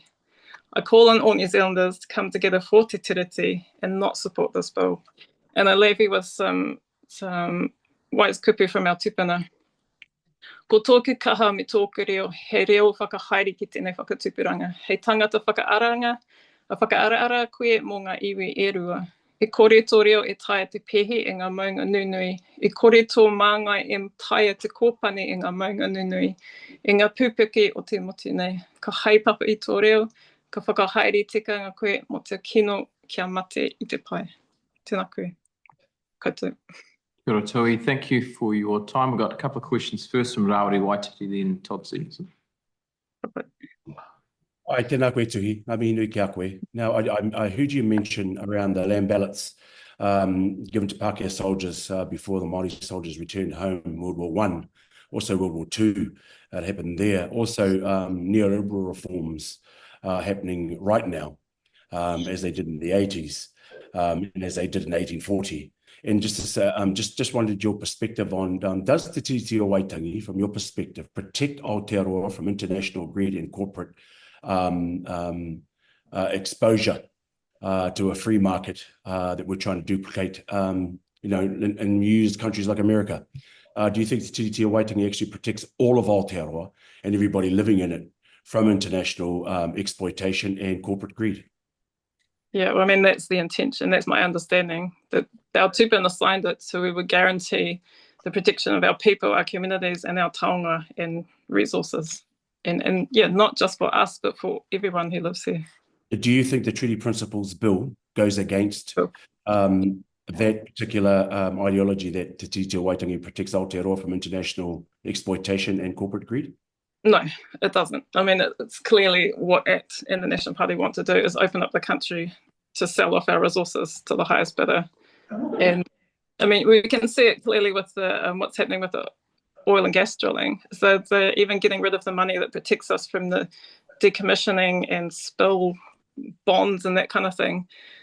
I mean, we saw taxpayers had to pay out $480-something million when the last company left a big mess. And this is just going to keep happening because this government does not understand that we need to protect this country for the country's sake and for our people, not just to sell it off to make some money for a quick buck while the planet burns. Kia ora. So, final question from Todd Stevenson. Thank you, and thank you for your submission. Do you think all the parties in the New Zealand Parliament that were elected at the last election, including ACT, were legitimately elected to Parliament? Legitimately? Well, I mean, our local MP, he was paid a lot of money, the highest money, highest amount of donations. I mean, yeah, and he didn't declare that properly. So I don't know what we call legitimate. It's definitely unfair in the way people gain their seats. The richest get the most seats. That's pretty clear. Yeah, I'm not exactly sure why you're asking me that. Sorry, I think we'll probably end it there. We want to avoid getting into discussions about political party donations and declarations. I think it's probably a discussion for another day. But thank you for your submission this afternoon. We do appreciate your time. Thanks, folks. That brings our submissions for the afternoon to a close. So I'd just like to thank everyone who's joined us online throughout the day and those of us in the room. So I think we will be back on Thursday for the next hearings on this bill. So we'll see everyone then. Thanks.